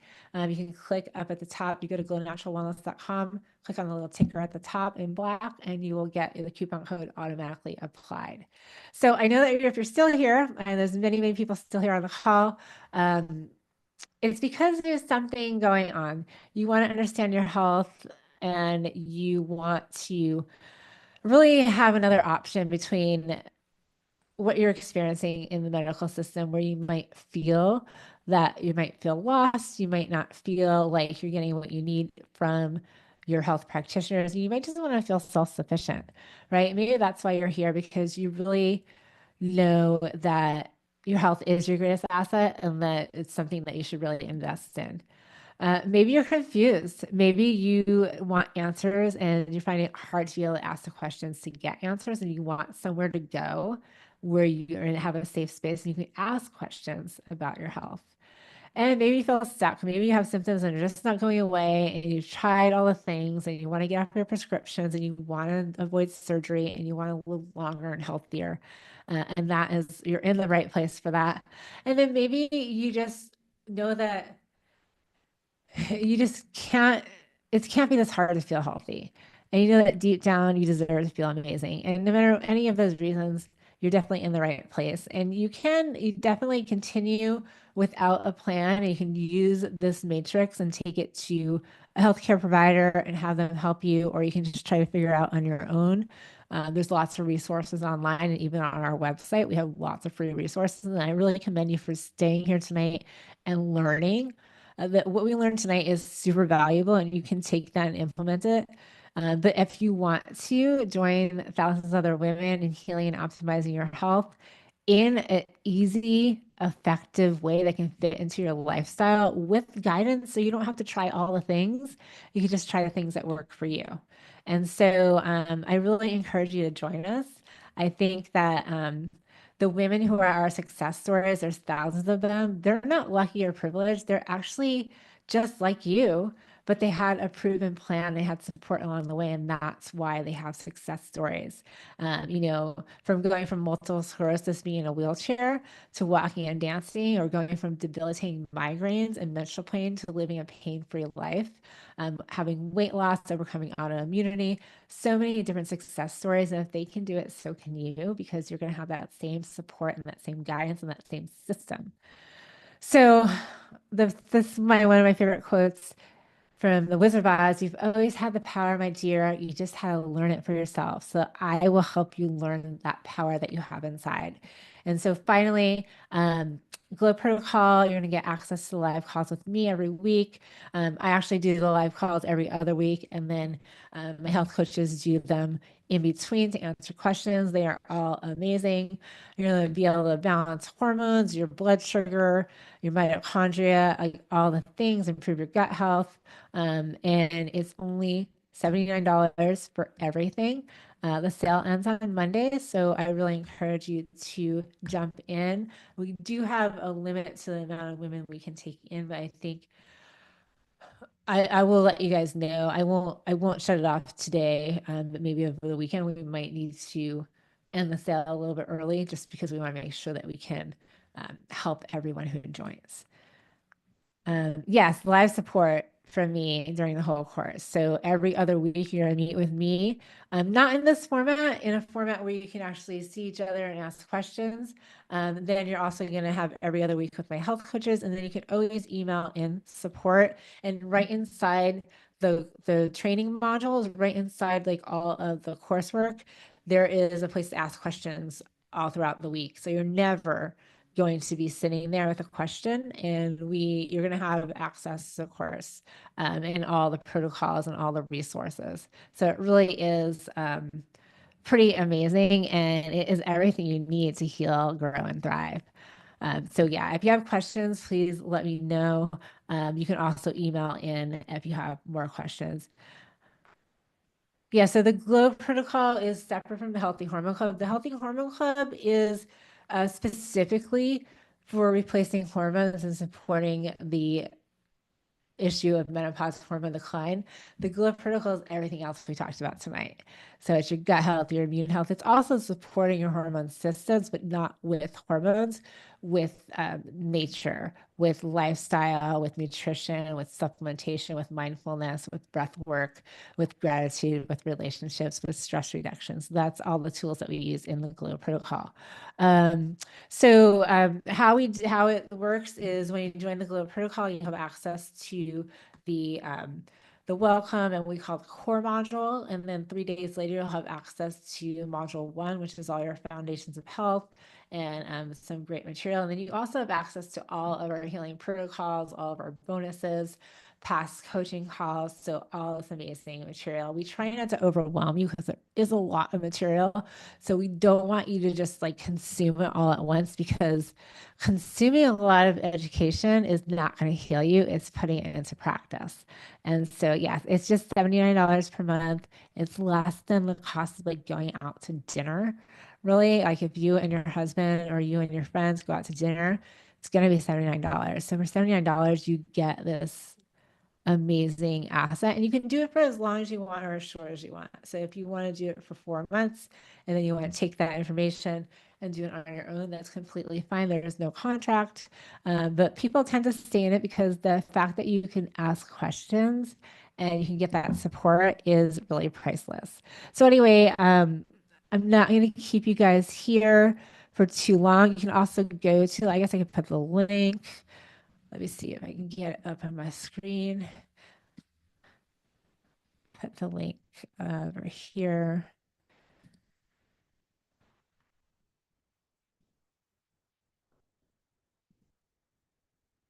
So I'll put the link to the page. And if you use this link that I'm putting into the chat, so if you go to glownaturalwellness.com, you can just pull it up at the top. But if you put this link, use this link, then you don't even have to type the coupon code in. It'll be in there automatically. So that is the link, and you can learn more about it. It talks about all the modules on the page and goes a little more in depth into what it happens, what is involved. And you can always email support at Glow Natural Wellness anytime after this call. We're happy to answer your call or answer your questions. You can call in to our support anytime and we can answer your questions. But if you have questions about this program, I do have coaches that can jump on a call with you and go more in depth and talk to you about it a little bit more. Awesome. And they can also DM me on Instagram. So those of you who follow me on Instagram, it's Dr. Michelle Sands on Instagram. I do answer all my Instagram messages, so feel free to reach out to me there.